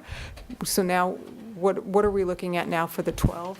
Yeah, it's $1,950,000 for 12, just the court and lights only, doesn't include the building. And a lot of those costs, Commissioner, changed prior to, this was pre-master planning, and we were going on some general numbers, but they were able to put a little bit more fine-tooth comb into those numbers. So we're going on that. This is a firm that's built these types of facilities throughout the state, and we're confident that those numbers are good estimates. So the $1,950,000 Is for 12 courts, yeah. Okay. All right. Thank you very much. Let's go to development business. We don't have any. Let's go to, is there any personal other business before we go to our other business? None? All right. All right. None. Sorry, my microphone wasn't on. For the benefit of the newspaper and anyone else that might be in attendance, we do have a third executive session topic that we plan to ask you to consider. So don't necessarily need you to make that motion at the moment, but if anyone's kind of sizing up whether they want to stay or go, want to disclose that now. So Greg, if you'd be willing to just kind of cover that topic as we would consider it when we get to the third round of executive session, I'd appreciate it. Certainly. The motion would be in relation to the proposed attorney-client privileged executive session. And that motion would instead read, this is to address the two items. The one you see presently discussing the subjects of A, negotiations with Saline County relating to the Expo Center lease agreement, and unrelated, B, which would be preliminary discussions regarding the circumstances surrounding a potential claim by the city. So those would be the two items that would be appropriately grouped under the attorney-client privileged executive session, which, as you might recall, you can either pursue those separately or collectively, since they're on the basis of the same justification for the attorney-client privilege. But those would be the two that would come under that category. And we will come back out after 9.1 to enter 9.2. Correct. Correct. The only reason I'm bringing it up now is if anyone chooses not to stay, I don't want them to be surprised that there was a third topic. I would tell you that we don't expect action on any of the three items that you're discussing this evening. And the motion maker will also add in a 5-minute recess before the time starts. All right. Certainly, as long as it comes out to an even number Even on the number. clock. All right. How long do we need on 9.1? I'm going to say 30 minutes. Okay. I move that the city commission recess into executive session for 30 minutes to discuss the subject of specific economic development prospects based upon the need to discuss data relating to financial affairs or trade secrets of corporations, partnerships, trusts, and individual proprietorships pursuant to KSA 75-4319B4. The open meeting will resume in this Say room 7:50, that gives us 6 minutes. at 7:50. 7:50, which includes the 5-minute recess to begin the session. Second. Thank you. Moved and seconded to go into executive session for 30 minutes after a 5-minute recess. All in favor, say aye. Aye. Any opposed? Thank you.